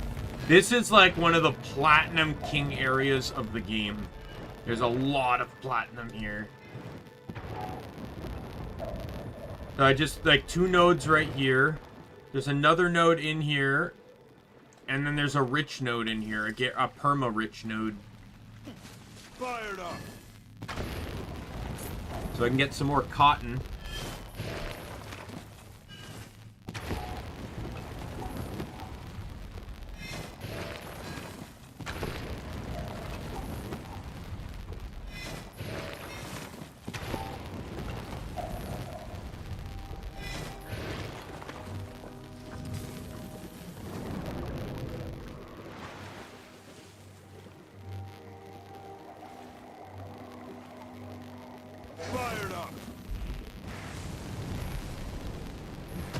That is one thing I do want to do at some point, though, is I want to play Guild Wars 1.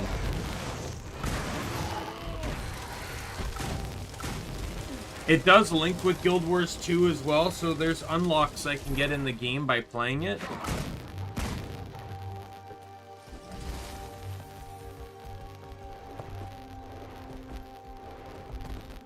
Fired up.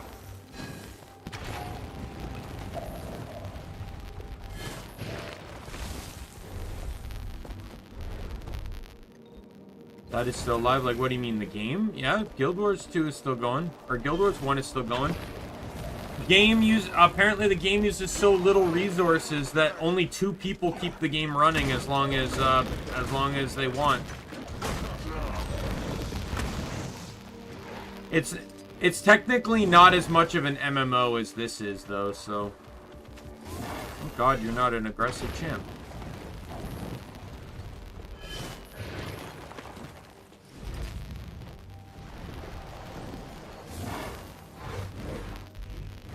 Yeah, Guild Wars 1. Apparently, the resources the game uses is so small that the developers, or that ArenaNet, they just leave it running, and there's just 2 guys, 2 people that keep the game up and running, patch it, stuff like that. Fired up.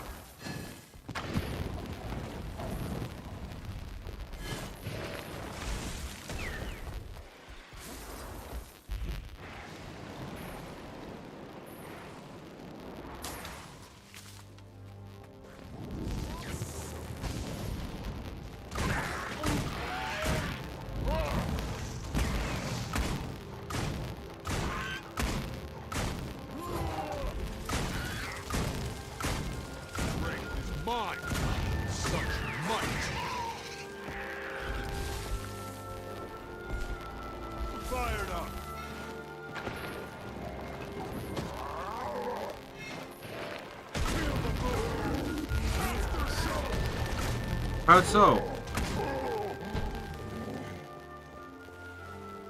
From what I understand, it's not like it requires, like, overtime or anything to keep the game running. They just come in and work their 9 to 5 and keep the game up.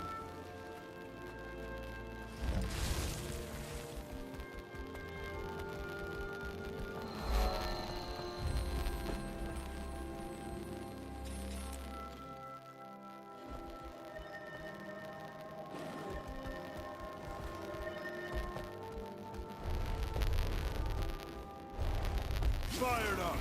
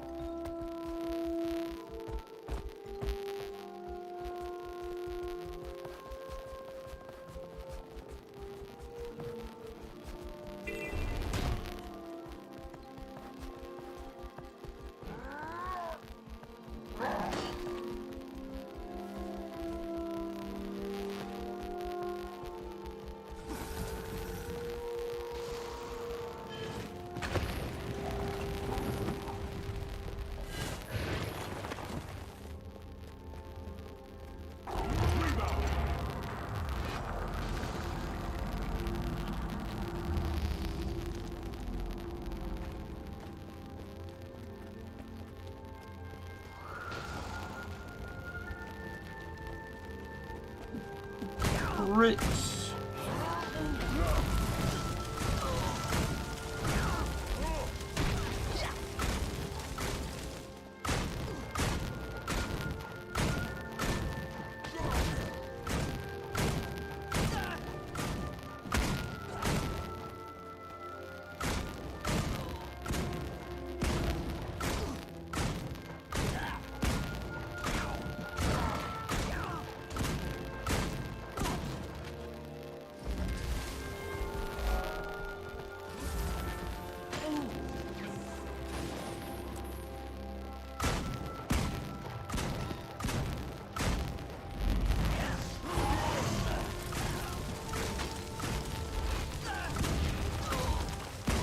There you go.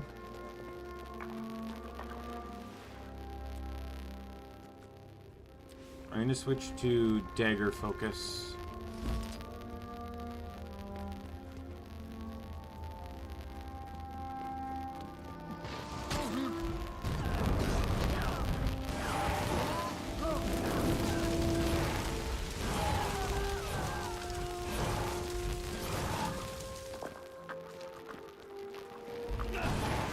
Feels nice.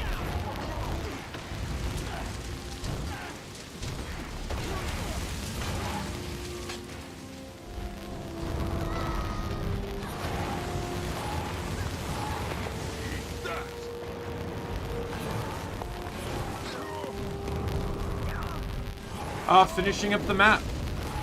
I got heart. I'm working on the next hearts.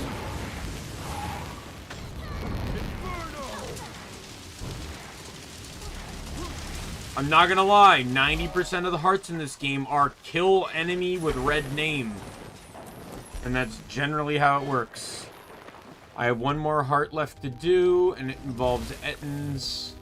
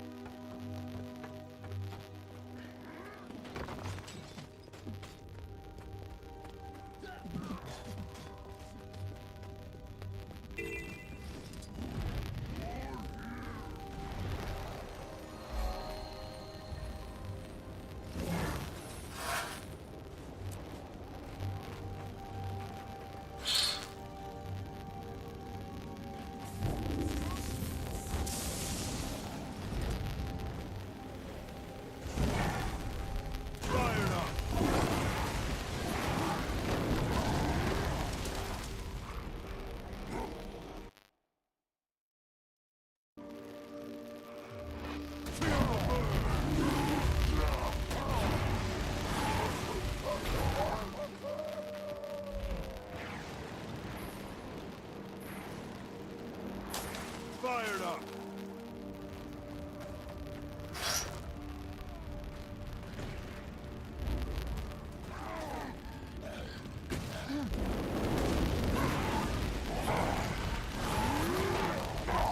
Rank is mine.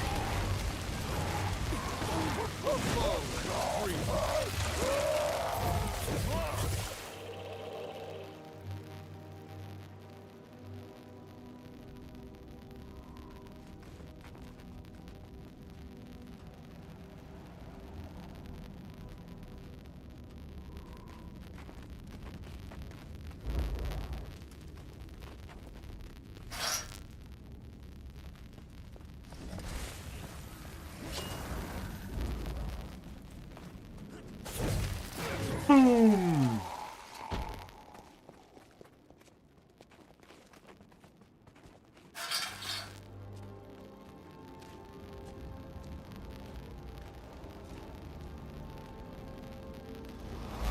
And there we go. Better than moon loot.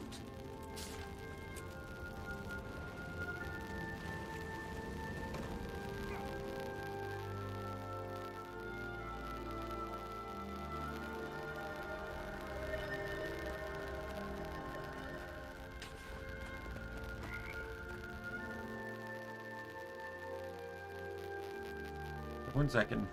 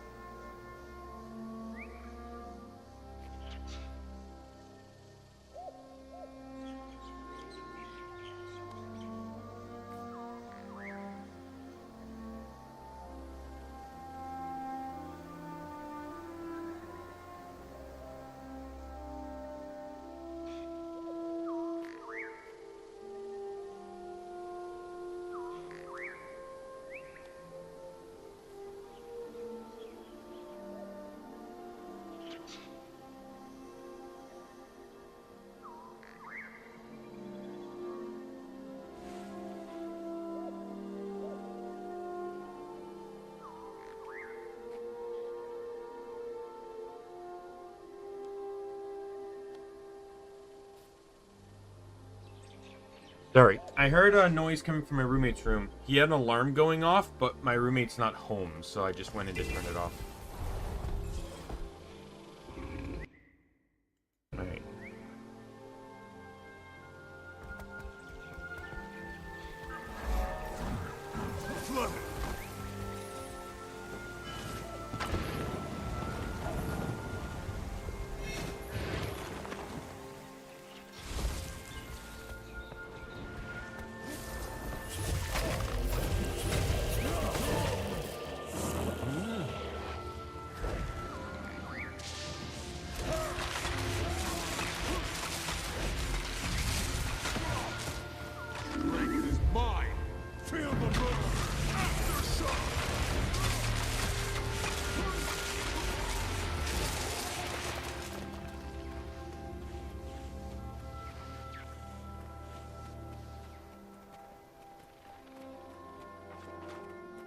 I hate this heart.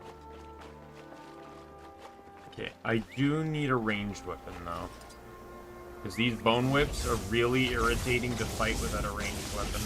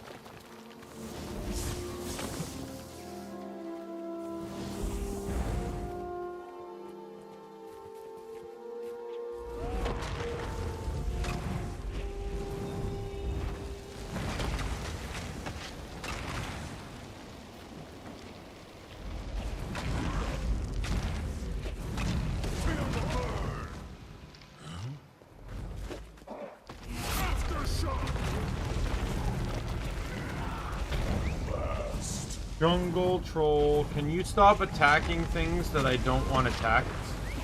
That'd be great.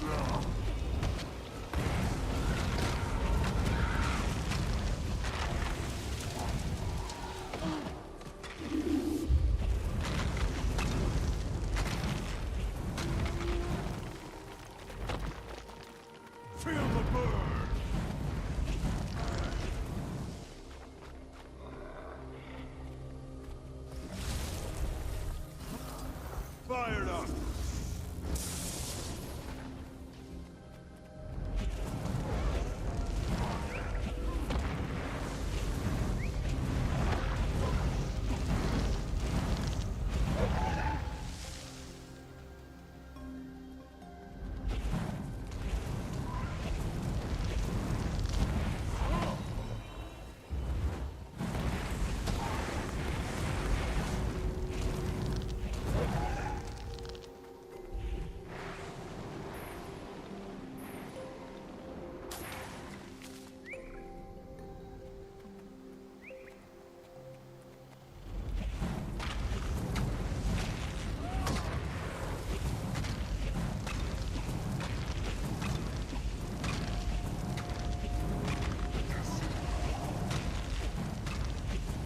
I'll change back to, yeah, I realized there are some weapon combos that are really good with certain... I might rework this guy a little bit, because in all honesty, there are some weapons I'm not really that interested in.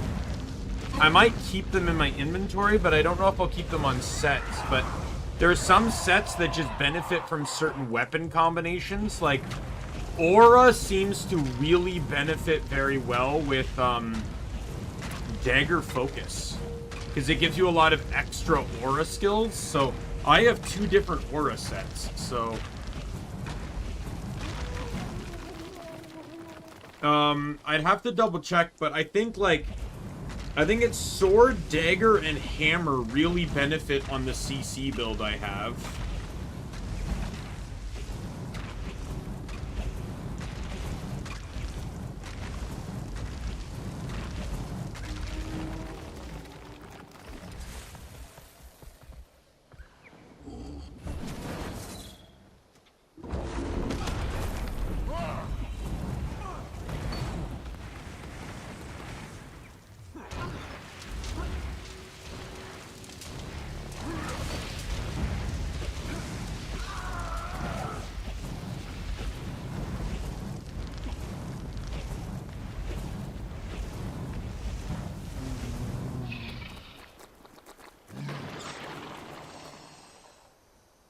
fired up.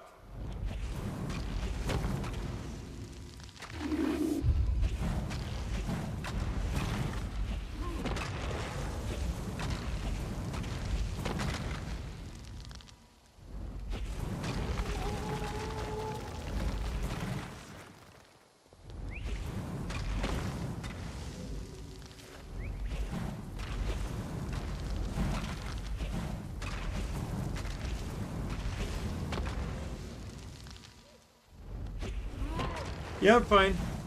This is just a really boring and tedious heart.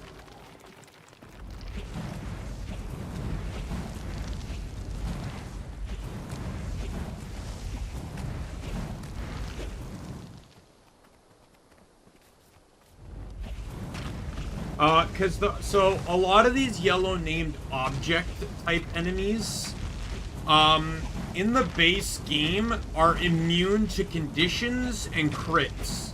So only flat damage actually destroys them, which makes it really hard to actually take them out. It's not until much later that they fix that, but they never back fixed it. So all these enemies are still immune to crits and Condi, so it becomes a very slow process. They're also very annoying to fight.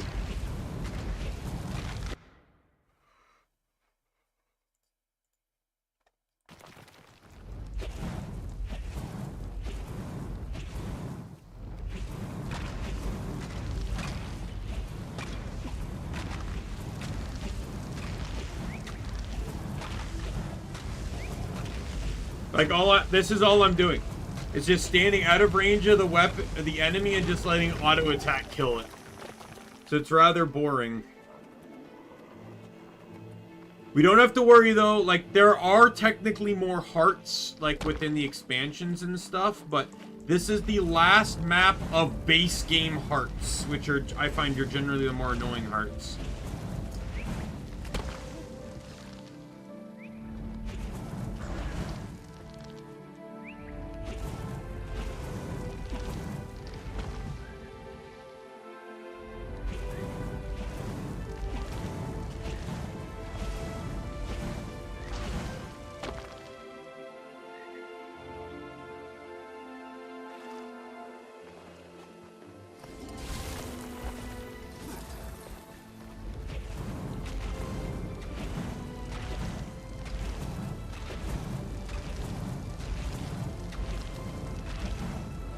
Series? Like what series?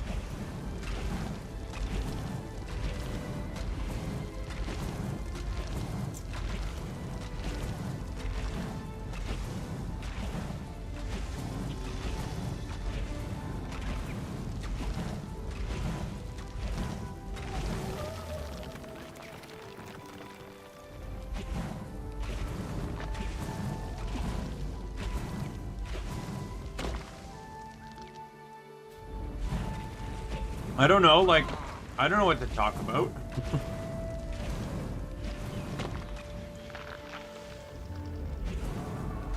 I've not really been watching much outside of streaming, so I've been waiting for the next chapter of My Dress Up Darling to update, though, but normally it's updated by now.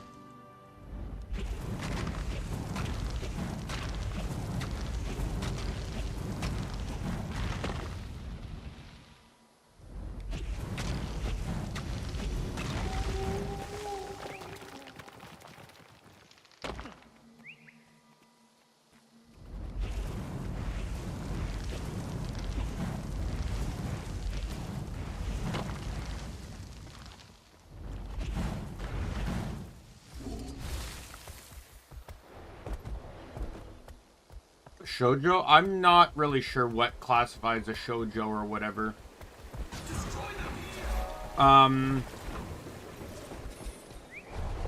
It is a manga.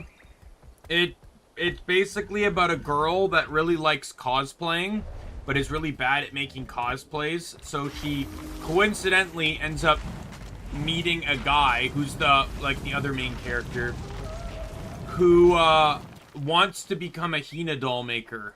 and he's very antisocial because of circumstances that led him to fear sharing that aspect of his life with people.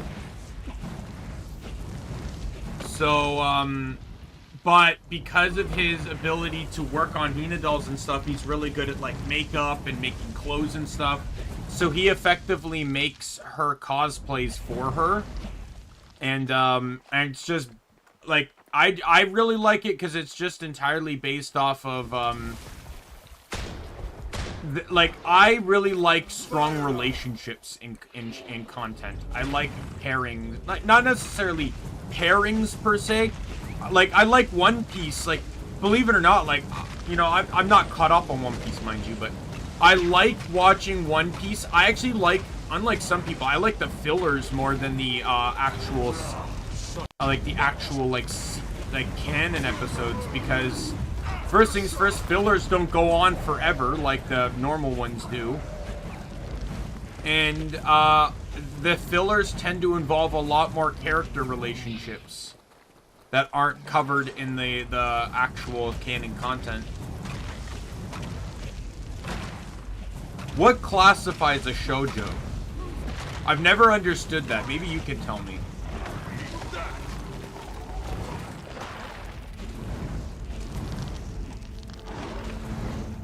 Sweet, sweet treasure. I managed to get a friend of mine to watch My Dress Up Darling. She enjoyed it.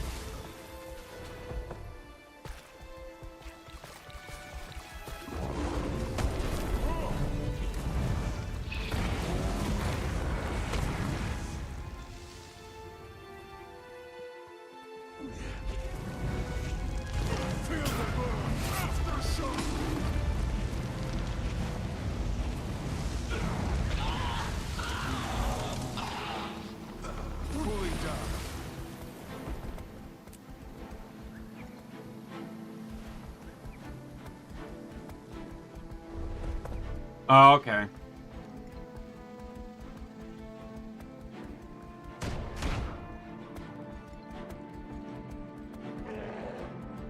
Either way, it's still great. It's still a great manga show, whatever. Sweet, sweet treasure.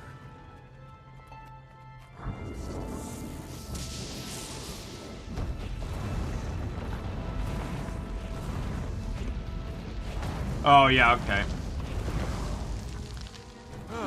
I get it. None of it. Like, content is content. All content has a marketable audience, but it doesn't mean that that's the only audience.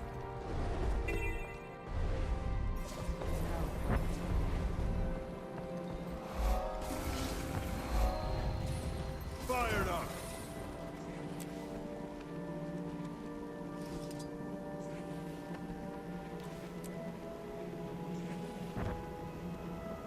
Excelsior. Excelsior.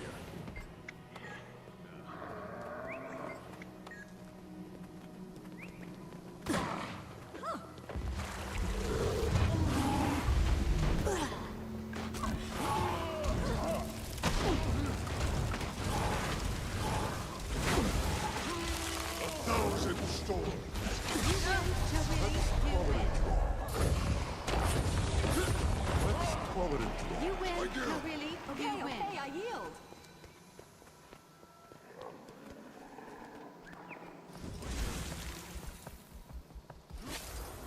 Yeah, I don't like gore.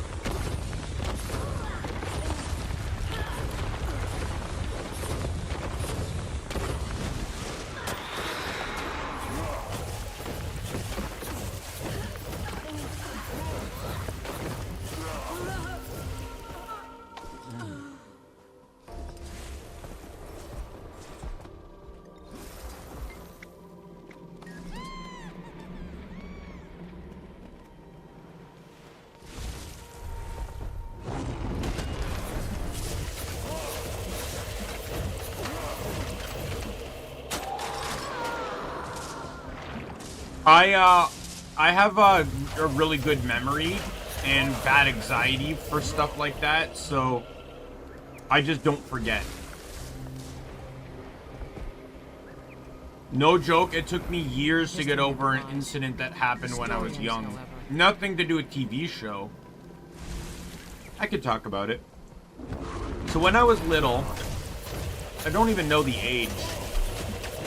But me, my mom, and my grandma went to, we went to the car dealership. My mom's car needed some work. And I guess it was under warranty from the dealership, so we went to the actual dealership to get it worked on. It was gonna take some time, so while we were waiting, we decided to go to the Tim Hortons across the street. You know, coffee shop.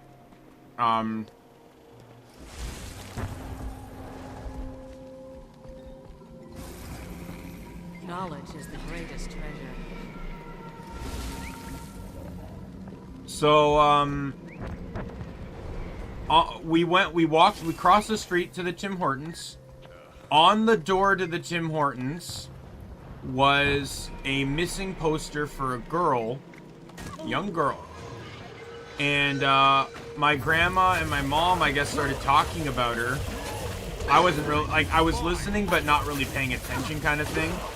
And, turns out she was just straight up kidnapped straight from her second-story bedroom window. Yes, and I don't know if anything ever, if they found her or anything. I honestly have no idea. All I know is my mind went to, hey, I'm a kid in a that has a second-story bedroom window. And for effectively years from that point forward, I was afraid to sleep in my own room.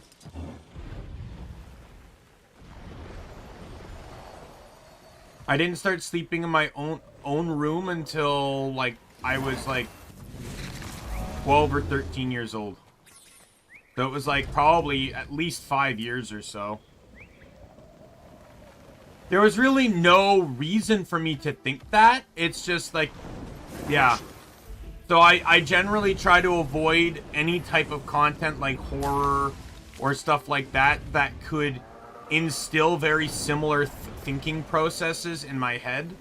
Even if I know it's fake and not true and stuff, like, I just try to avoid content like that so it doesn't leave me with, like, scars and stuff. There's still times where if I hear weird noises, I get anxiety thinking someone's breaking in.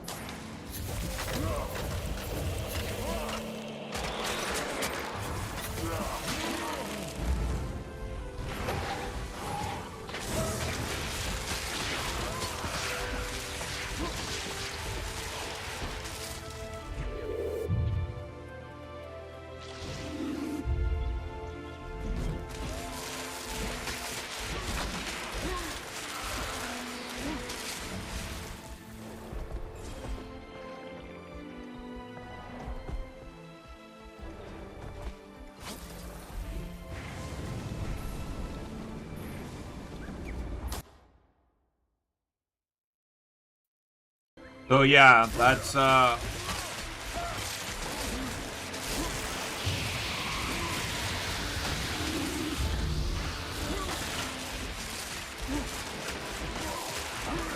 I don't know if I'd ever get used to it.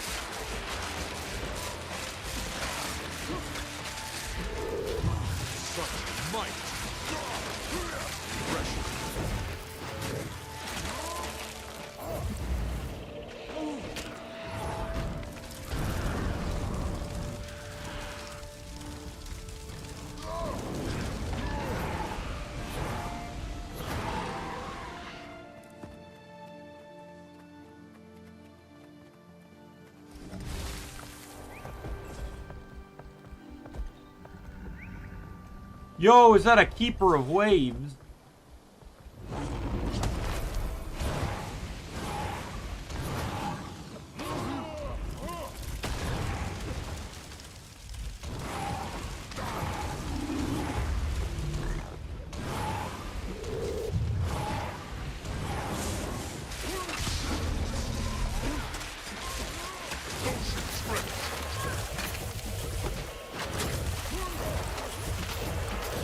Sweet treasure. In we go. Yeah. I remember there was a really, like, I saw, like, a funny meme. And I only say funny because, like, people that were... It was a meme based off of Mexico. But people were legitimate, like, people from Mexico said, yeah, it's pretty accurate. And it was like, what people think when they think of Mexico. And it was a guy getting mugged at knife point, right? And then it's like, what Mexico's actually like. And it's like really nice people, nice food, you know, wonderful music. And then a guy getting mugged at knife point. And someone in the comments from Mexico is like, yeah, this is pretty accurate. It's literally like a, hey, we don't just do that one thing we don't just do that. There's more to our country than just that. But it does happen, kind of situation.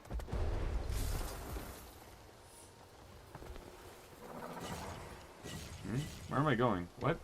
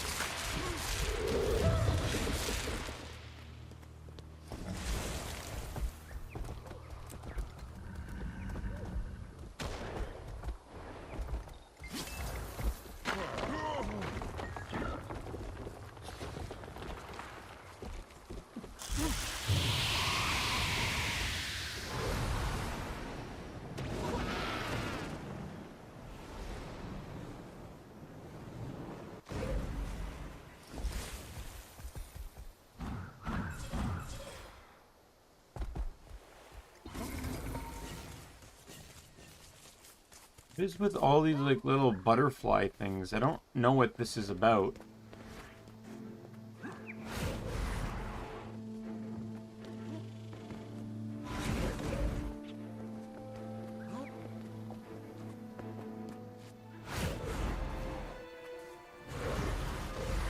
This is quite clearly Mesmer related. Which is weird that it's occurring on an elementalist, but sure, whatever.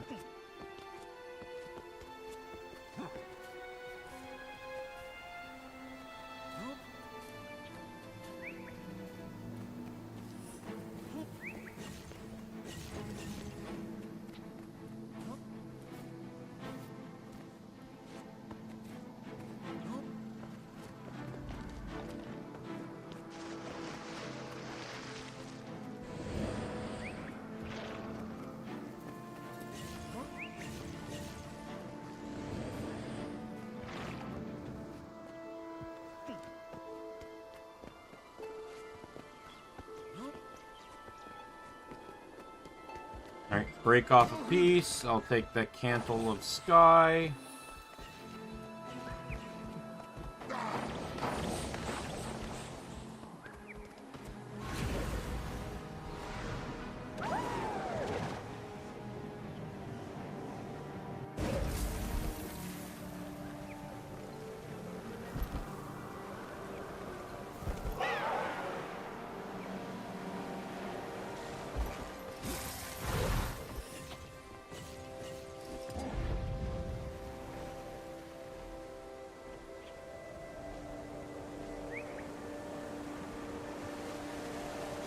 I normally don't climb this, but with all these, like, Mesmer things around, I want to, yeah, I wouldn't have seen this if I didn't.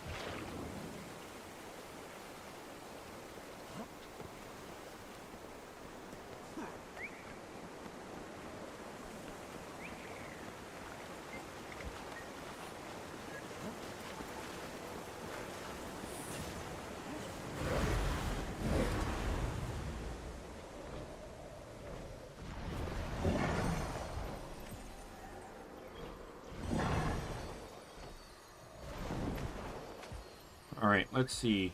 They're not purple rocks. They're like some type of orb that has the Mesmer logo on it.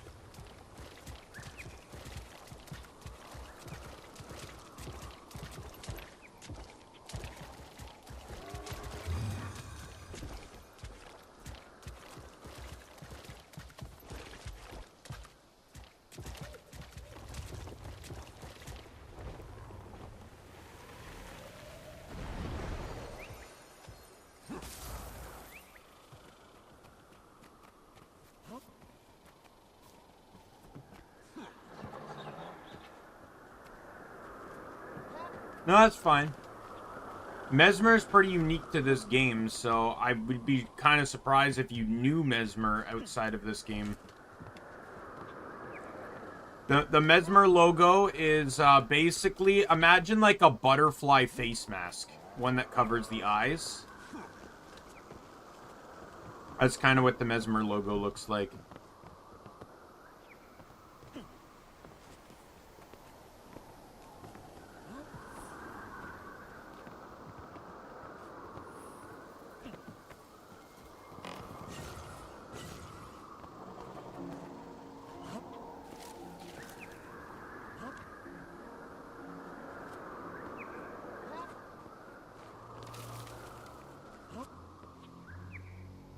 Let's see if I have something in my inventory that I like.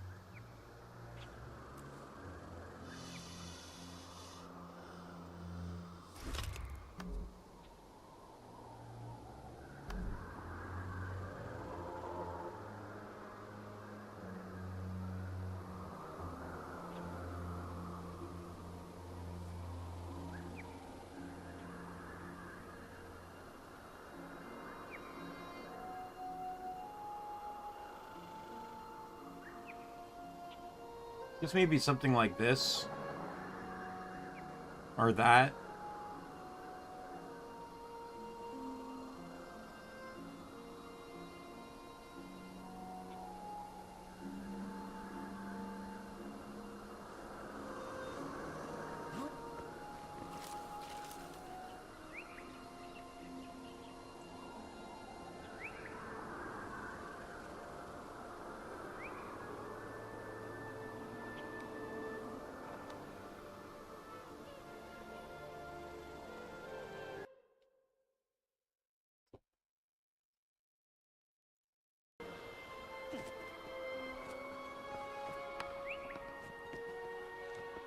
Oh no. No!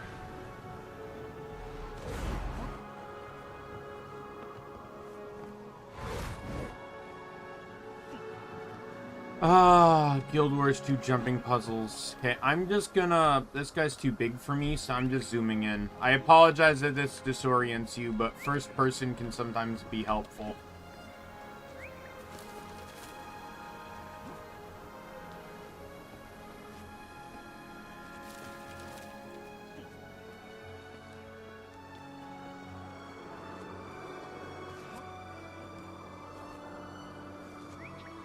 God damn it!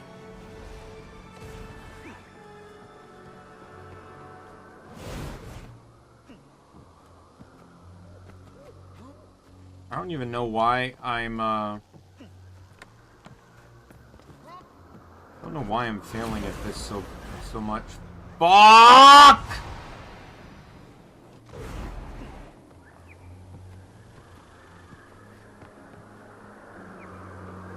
Normally this is like a one and done thing. I'm pretty good at jumping puzzles, so...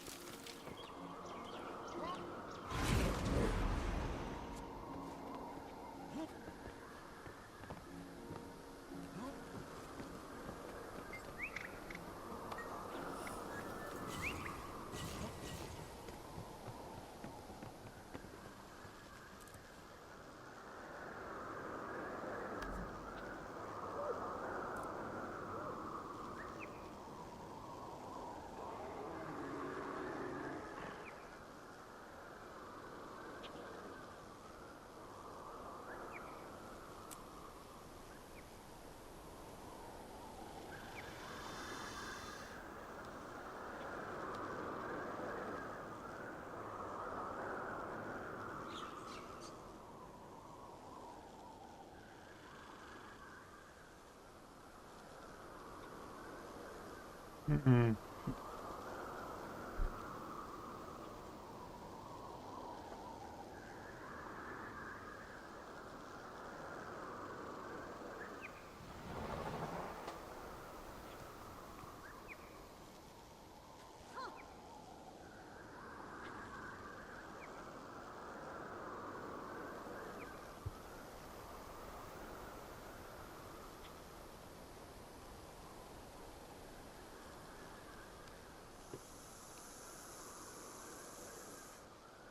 Hmm.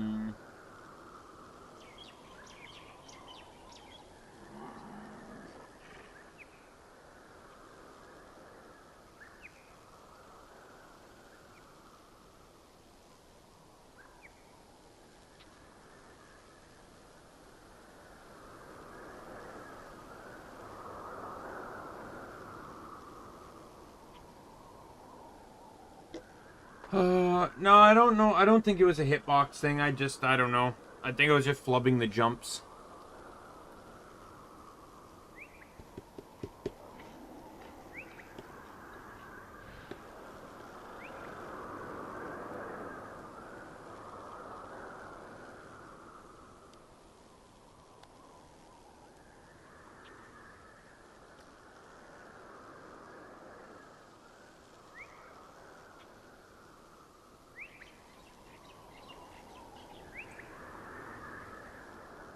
Hmm.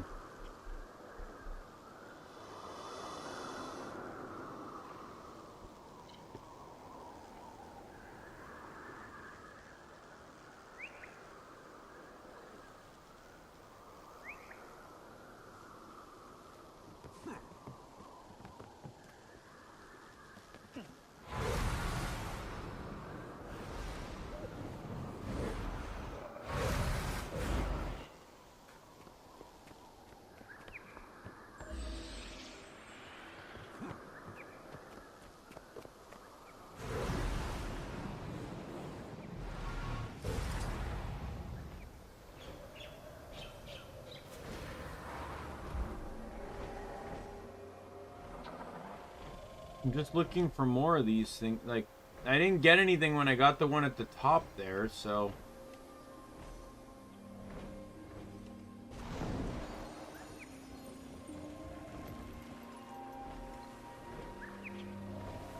Oh, wait, there's a world boss.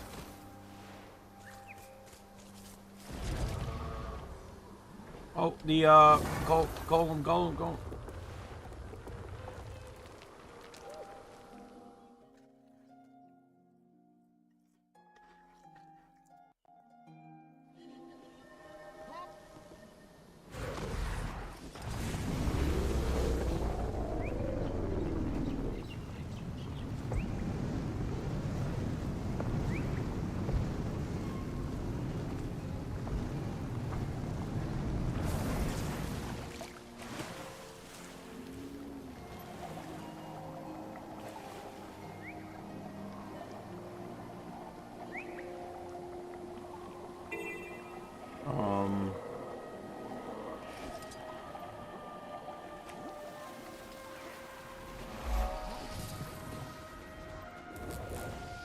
Who's gonna spawn soon, I guess? I need to fight this guy for...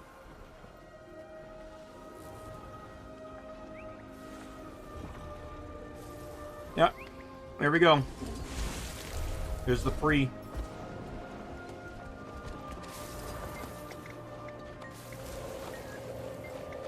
Activation sequence initiated.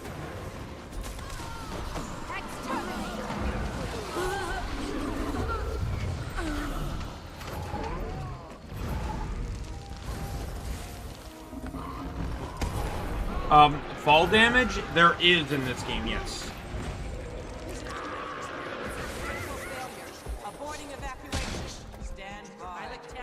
However, if you pop your glider before you hit the ground, then then you don't take any. Also, the if you take fall damage on your mount will die and not you, except for Warclaw, which doesn't have any fall, which is immune to mine's immune to fall damage because I have the mastery for it.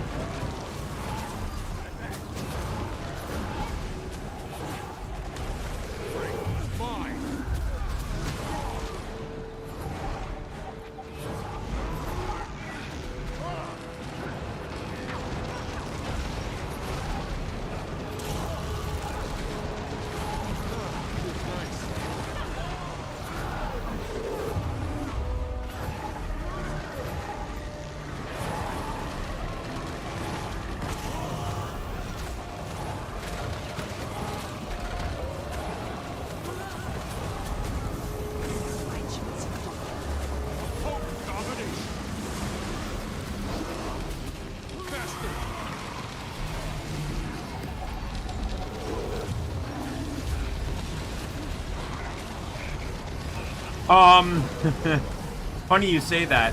This is not a Titan. This is a Golem. This is basically a giant robot. I have to emphasize that because Titans actually exist in the Guild Wars universe, and they're actually a major part of the current expansion. So it's actually incorrect to call anything but the Titans Titans.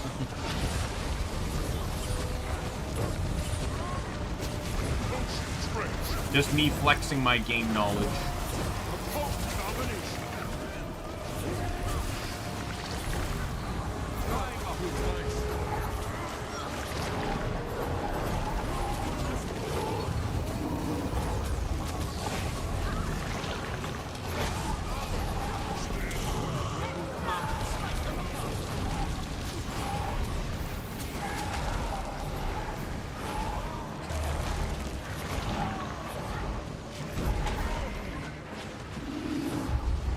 Yep, that's the best way to describe it.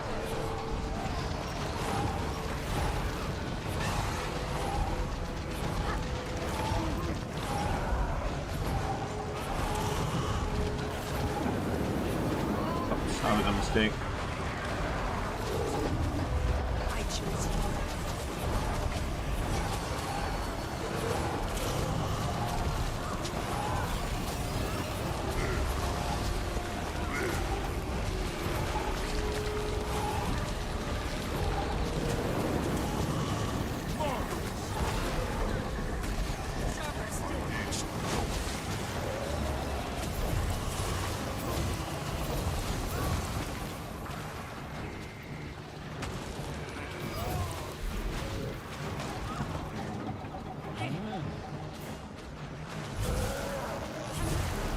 Oh, move.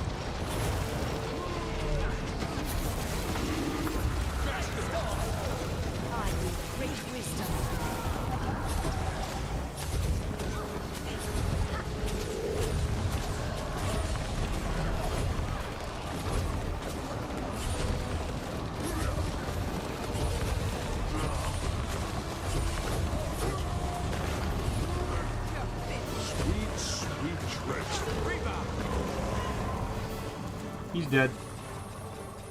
Faster!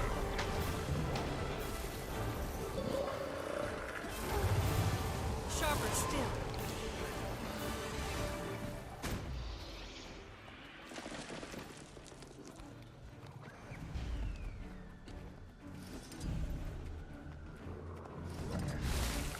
I'm just gonna get the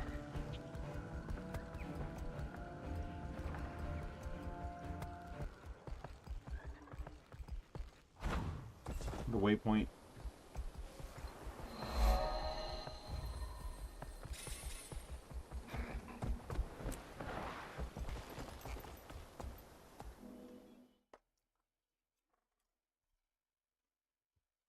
No, I have not.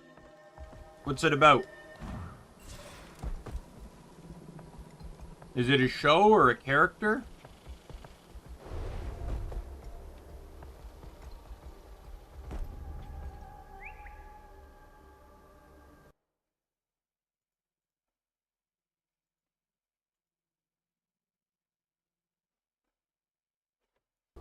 Okay.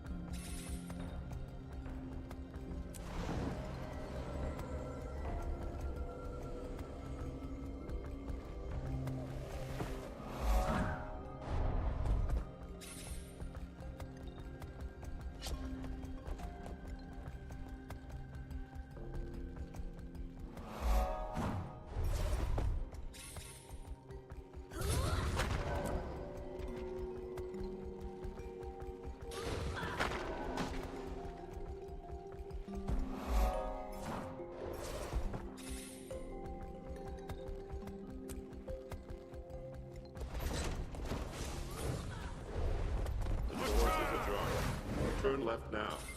Voice activation on. Adding speed.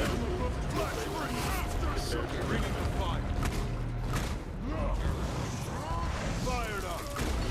Spin.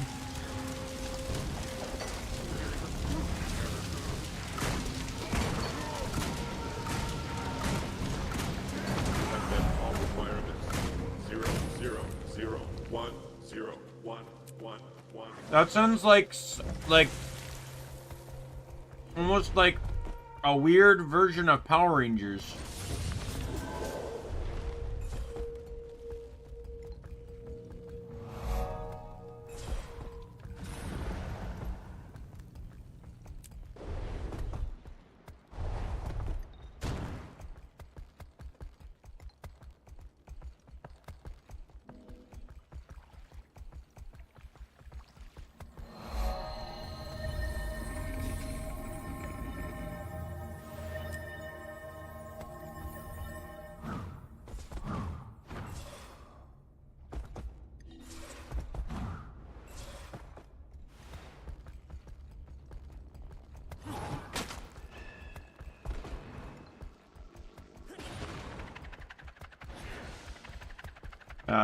I'm just referring to like the Megazord part where it's like all the things can join together into a giant robot to fight off the giant bad guy.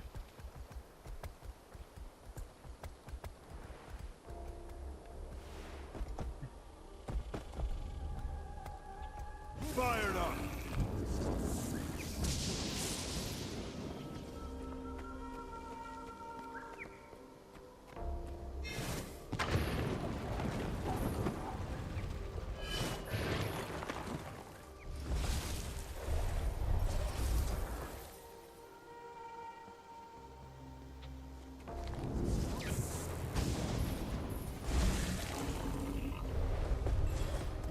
Fired up.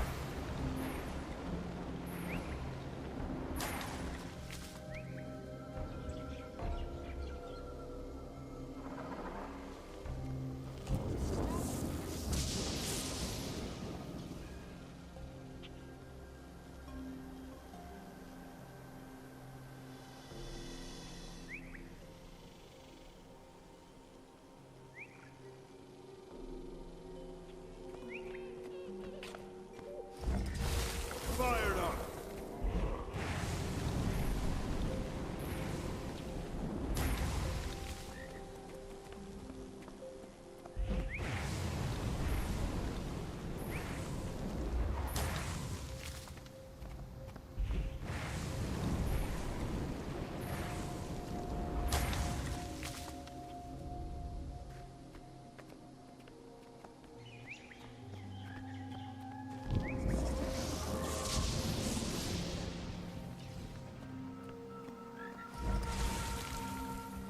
Fired up.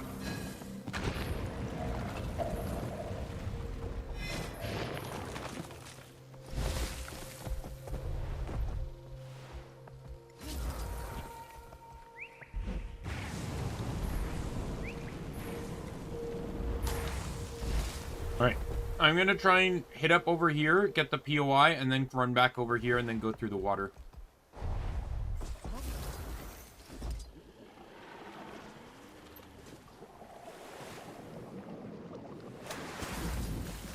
Better yet, we'll do it now.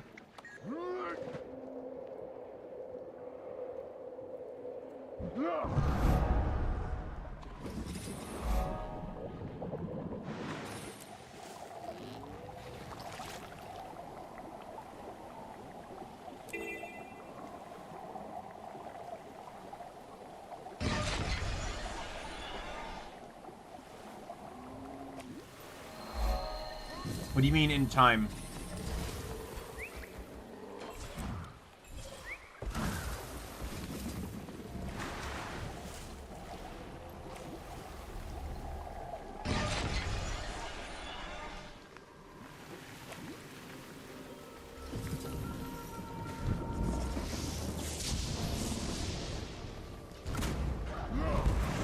I got an extra hour. I started 3 p.m. today, not 2 p.m., so I got an extra hour.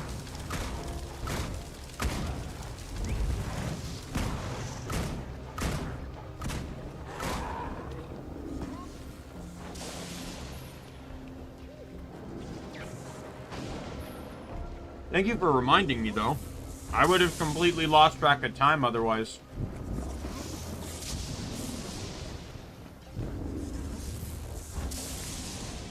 I've map completed this game so many times, I just go through the motions.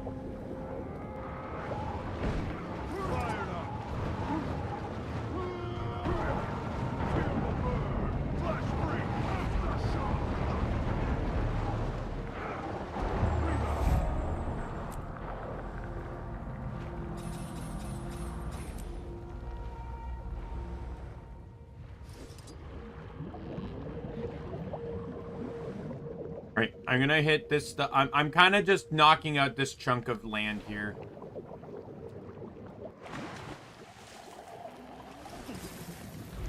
A bad thing? Like what? You mean like losing track of, like, well, going through the motions? Not necessarily, unless you have, you know, unless you have plans like I do, right? I have to go to work, right? Going through the motions, it's just like, sometimes you just lose track of time because you're so used to just doing one thing, then the next, then the next, then the next kind of thing, right?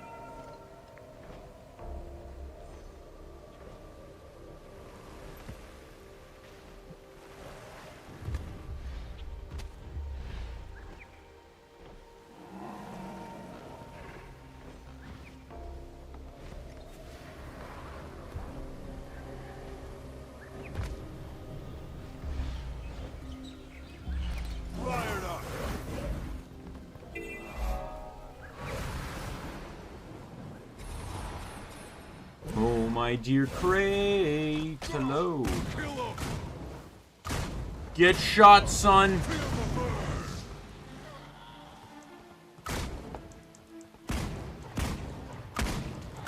Traumas and drawing? Like, what do you mean?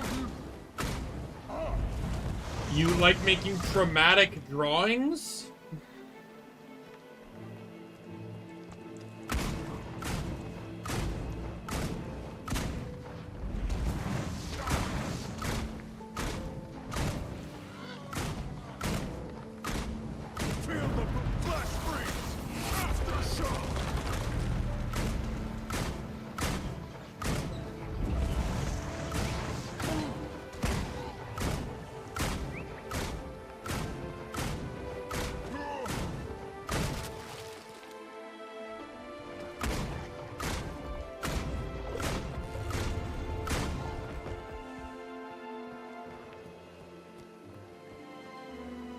Oh, patterns? Okay.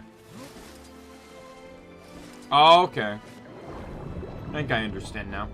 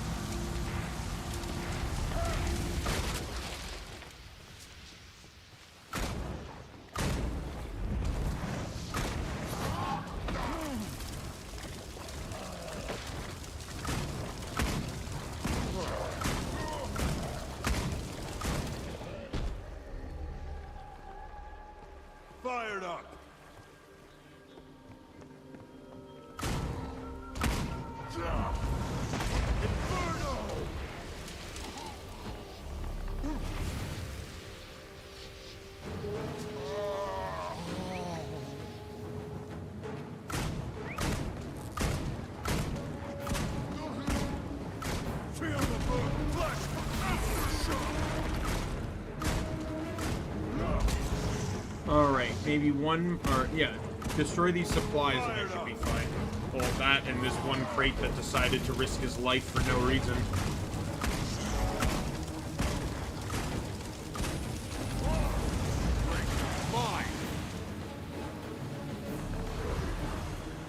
Hey David, how are you?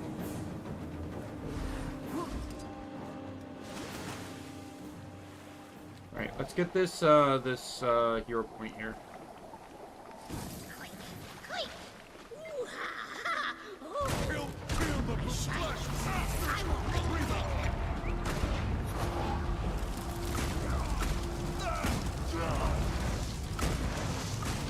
Spin, and you're dead.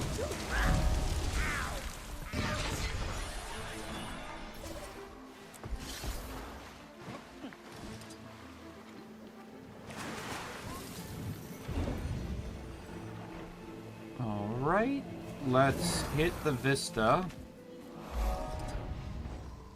And then, this is actually a really easy heart.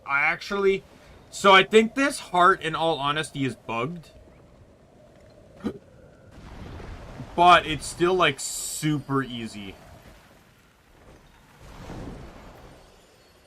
So the reason why I claim it's bugged, so what you want to do is you want to just get one of these rifles over here. Fired up.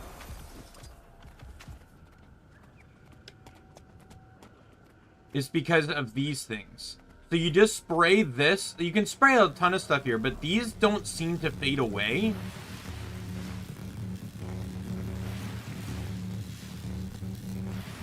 But because these don't fade away, you can literally just stand at one and spam the one button, and you just fill your gauge. That's it.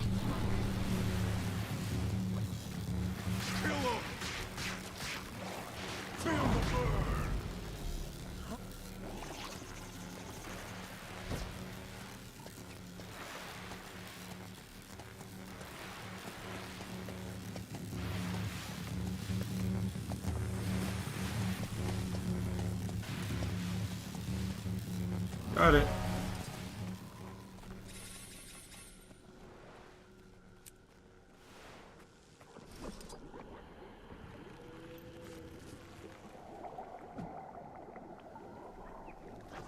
Fired up.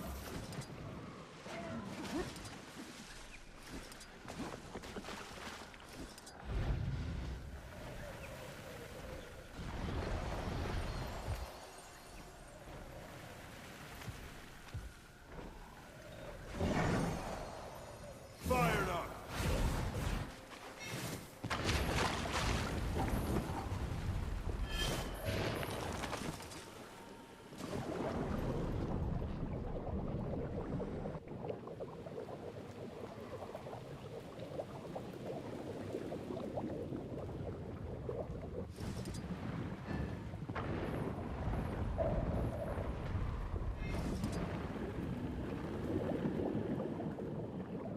All right.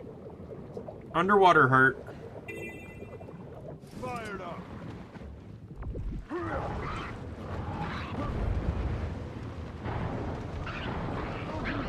Potent combination. Mithril.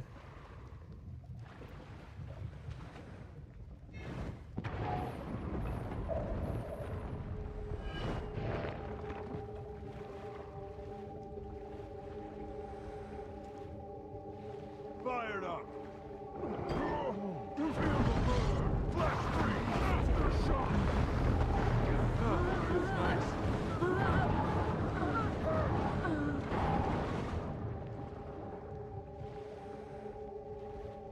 Oh, I didn't realize Fluffy was up. Damn.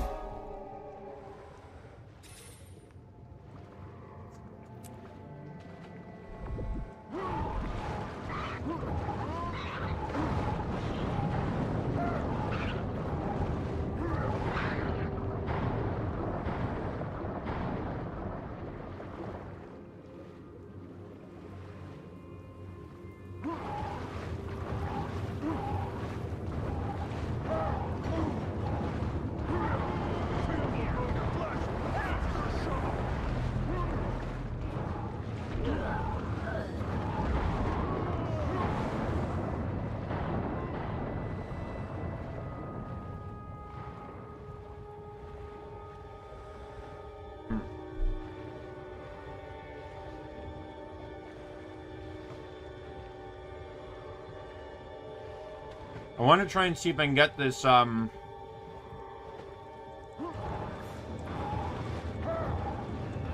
this map completed before I have to log off. I got about half an hour to finish the map.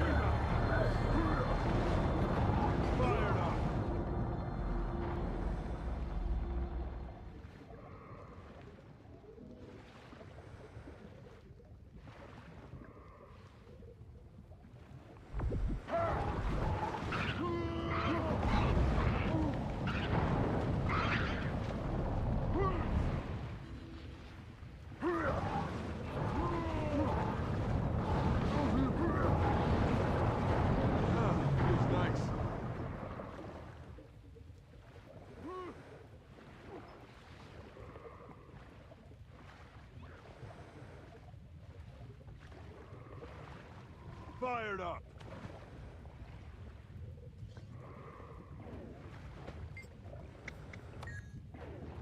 Old games? In all honesty, I'd probably say no. Okay, I gotta ditch. I'm not letting Fluffy attack me.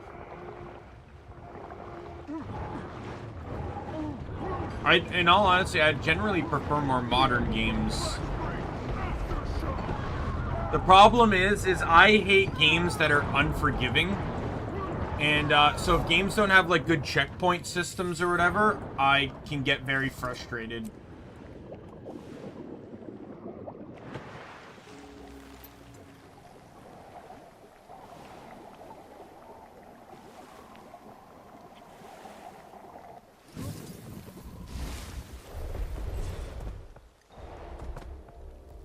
You, wanderer, come and face me.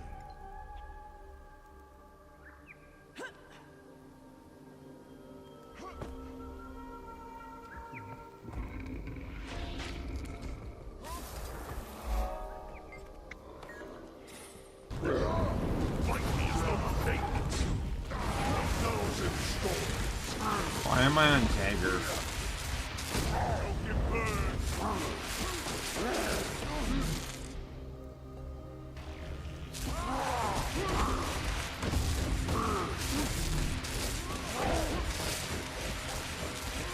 I want Dagger. I want Sword Dagger. I'm not saying there's anything wrong with old games. I just find myself, like, I sometimes have issues with some of them. It also depends on what we're defining old. Like, not that I ever owned one, but I don't mind many N64 games. There's some that I don't like, you know, my attempt at streaming Ocarina of Time went poorly, and I ended up ditching that game. I'll never stream Majora's Mask because it's time-based.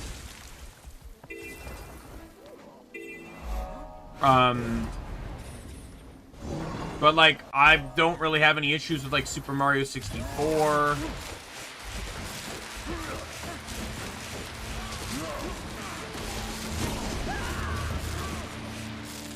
But, like, more like NES or SNES games, yeah, I probably wouldn't enjoy those ones.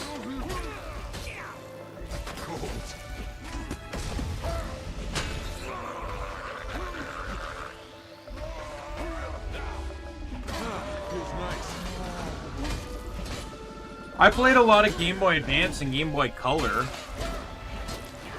A little PlayStation 1, like I remember when I remember playing the Spyro games growing up at my babysitter's. I own a PS2. I don't think I've actually streamed anything on it though. Maybe one day.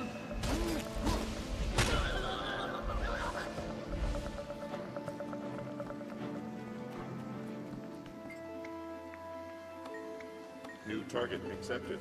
Target large ghost. Firing cannon.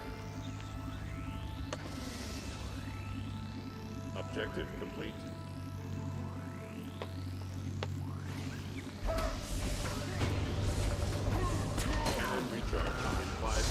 might.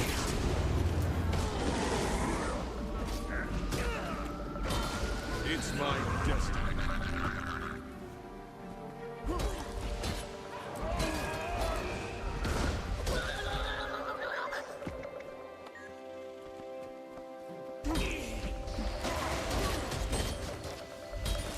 No, there's nothing wrong with that. Many people like to, you know, like it's just, you know, whatever interests you.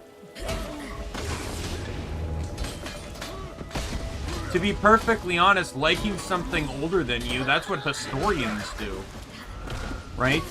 Do archaeologists like dinosaurs and stuff and ruins, and those are all things that predate them by centuries.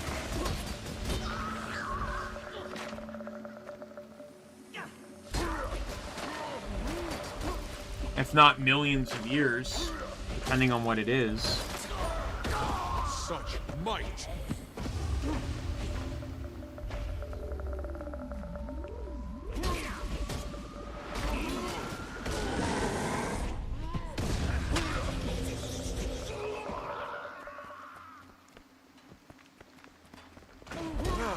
Nice.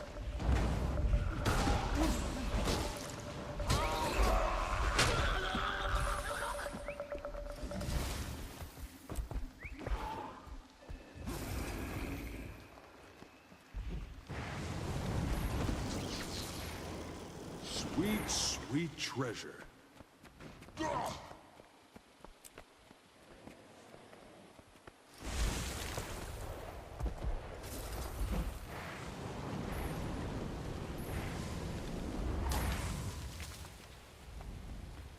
Exactly. I agree.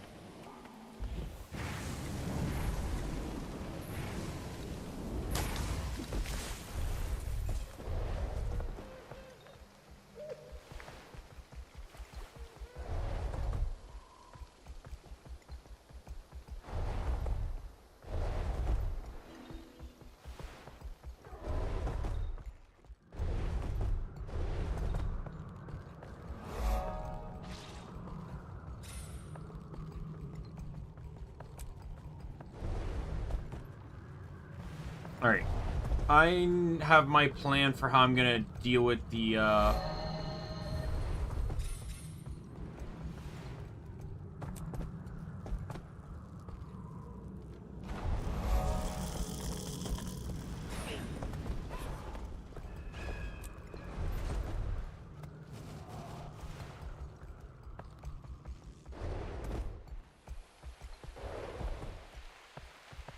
really interesting to map complete these zones with the Warclaw. Like, in some of these more bumpier zones like this, I'm more comfortable using this than the Beetle. The Beetle's probably faster, but harder to control in these bumpy spots. But they're too bumpy to really get good use out of the Raptor.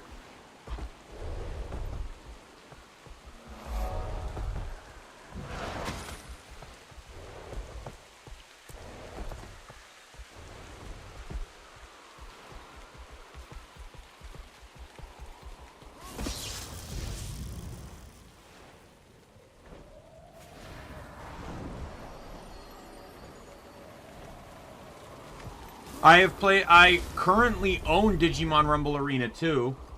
Yep. I streamed it once. There's some highlights on my channel of, like, unlocking Diaboromon.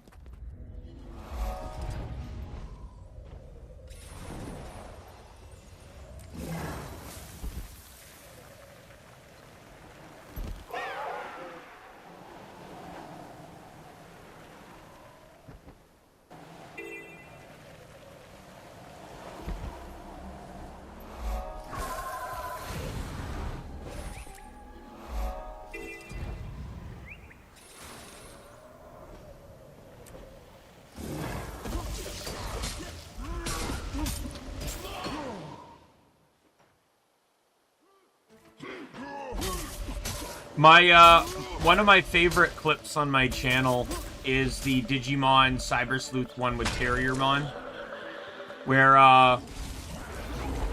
in that game, you have 3 Digimon out at once, And all 3 Digimon, unless otherwise stated, have access to each other's abilities. So one of my Digimon had an ability that made, made all normal attacks insta-kill, which led to Terriermon killing itself in confusion. Feels nice.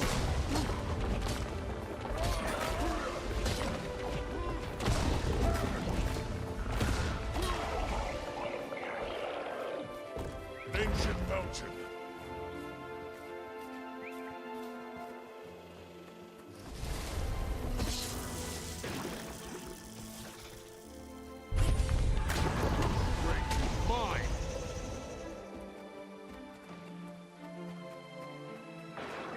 I think I streamed Digimon Cyber Sleuth like 2 years ago, so it probably should be a bit deep into there.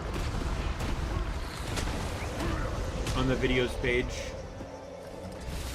I don't upload clips too often because I maybe I'm a bit biased, but I only generally make clips of stuff I find like actually like really funny or entertaining.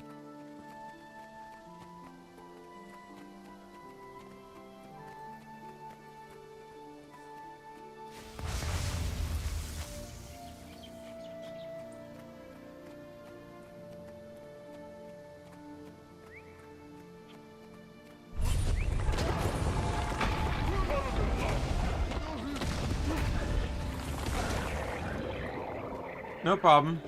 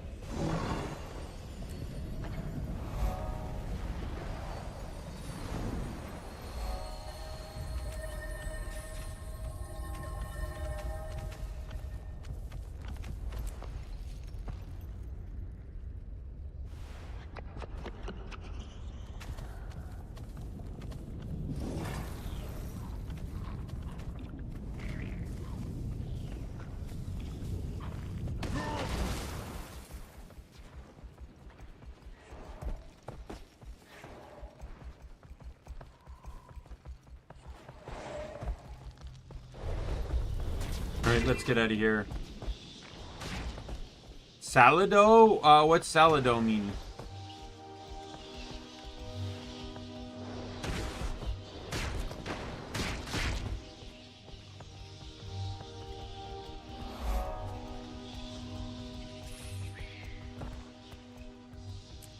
Oh, that one? Yeah.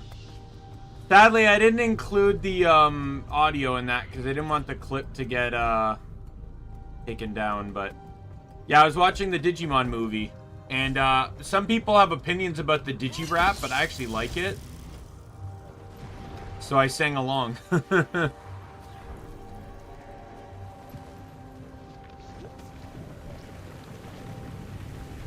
Unlucky? How would I be unlucky? Colloquial way to say unlucky?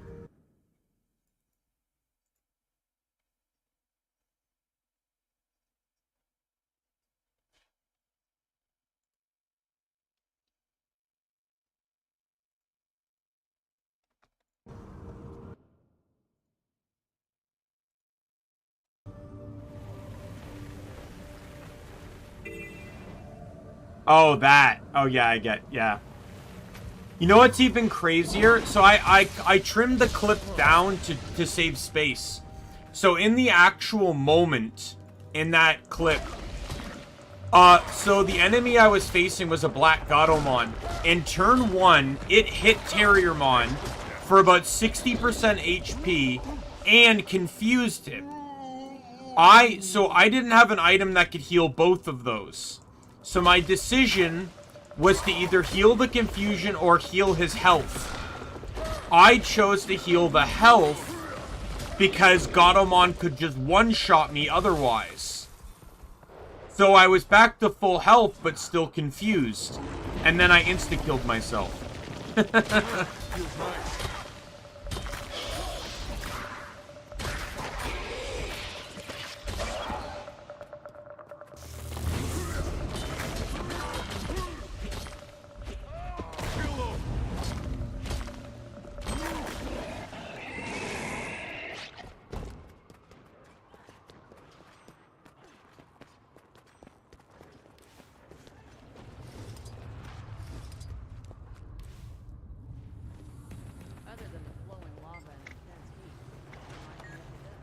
Comforting, isn't it?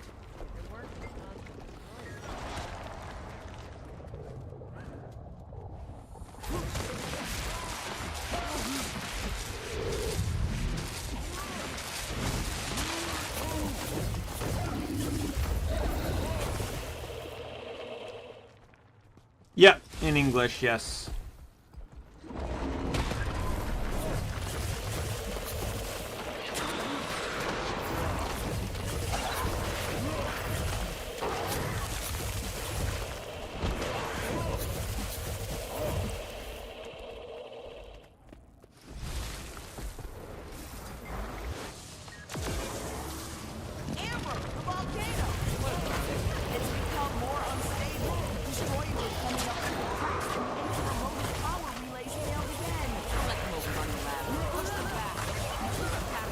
Sacrilege? Why? I've always I grew up on Digimon, so I've always watched it in English.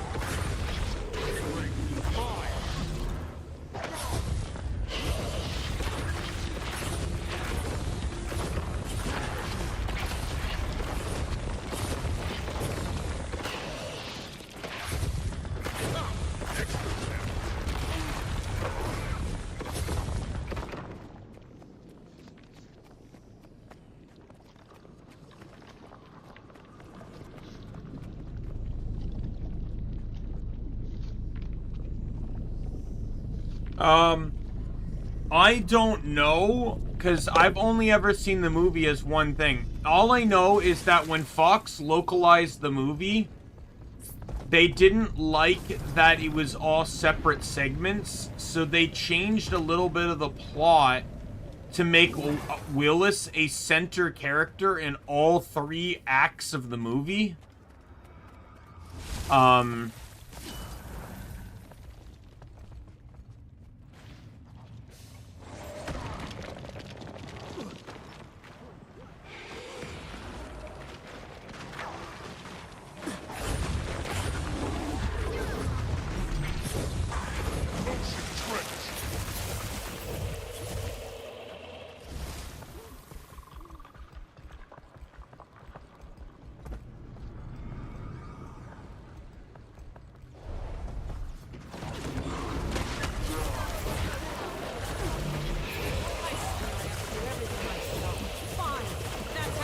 It would make sense when you consider that it came out during Season 2 and the first part, when they actually, like, are of different points in time. Like, the first one is in reference to something mentioned during Season 1.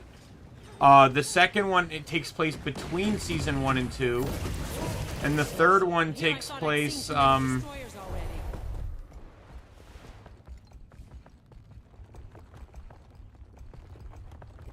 and the third one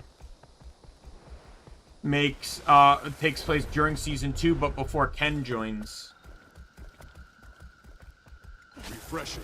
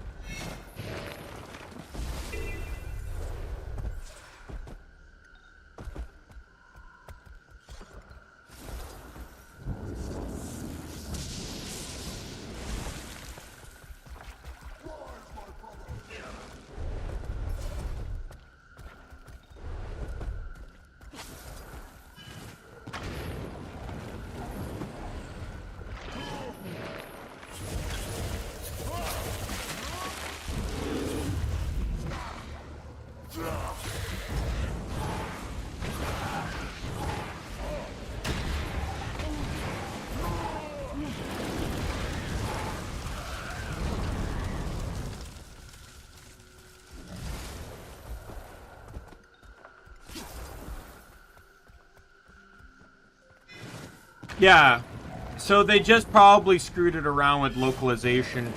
I also don't remember Angela Anaconda having anything to do with the Digimon anime, so...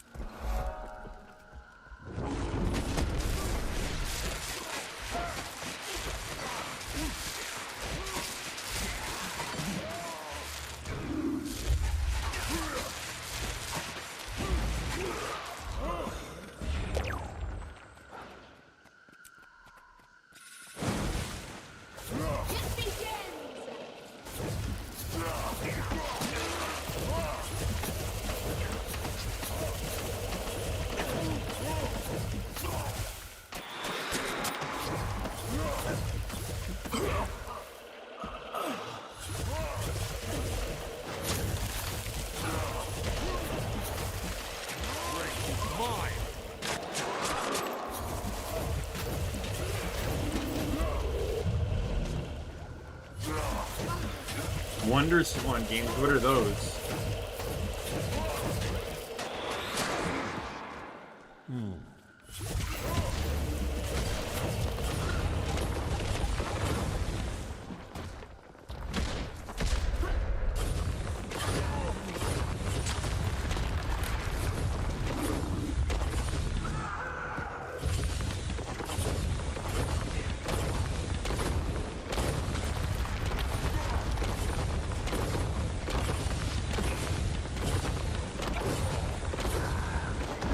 I'm not gonna get this heart done. I got 10 minutes before I get off.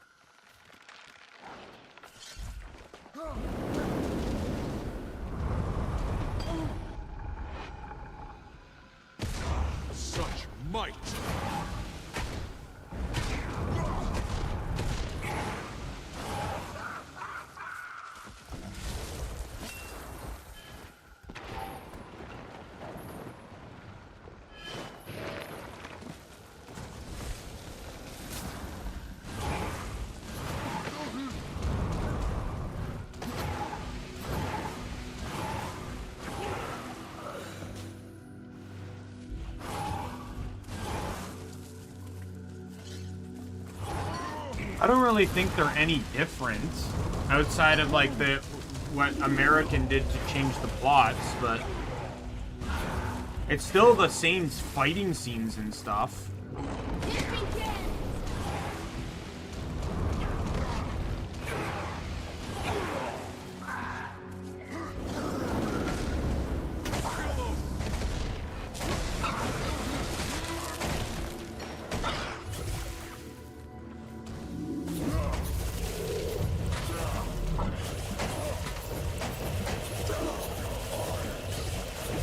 I've not seen any other Digimon movies, though. So, I know I want to get into doing that. I actually want to catch up on a lot of Digimon. I've not seen anything past Season 4. I've only ever seen the first movie.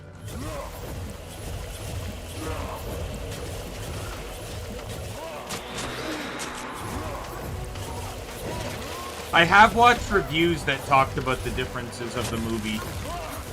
So I'm aware of them.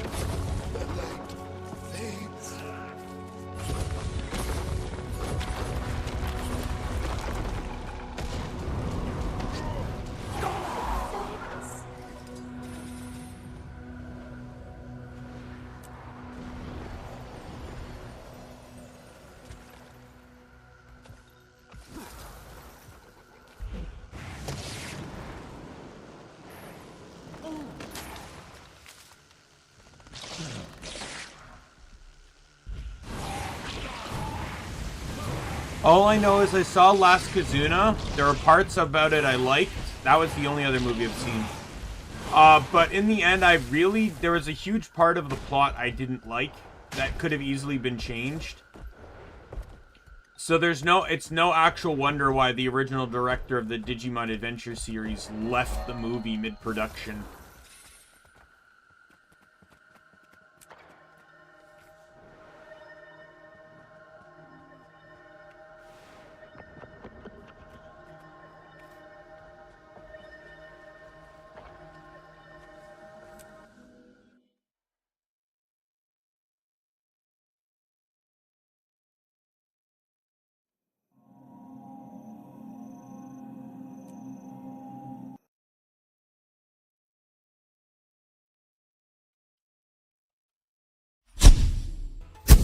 Alright. We call it here. Tomorrow we pick up with more Digimon.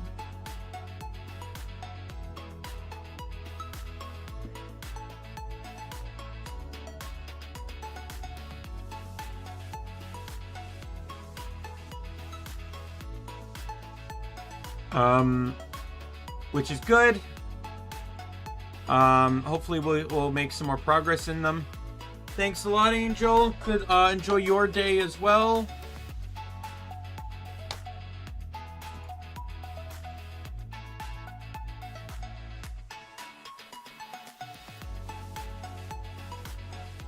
No problem.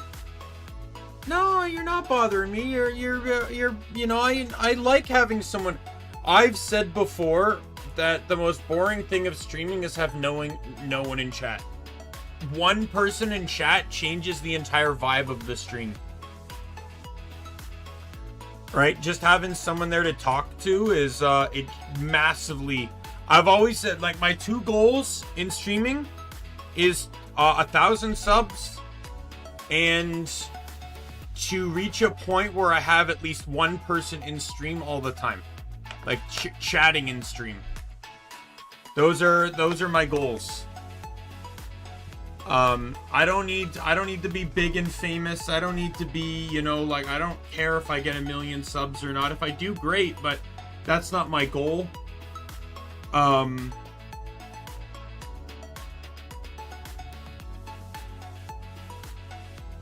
Anyway, with that said, I'm going to call it here.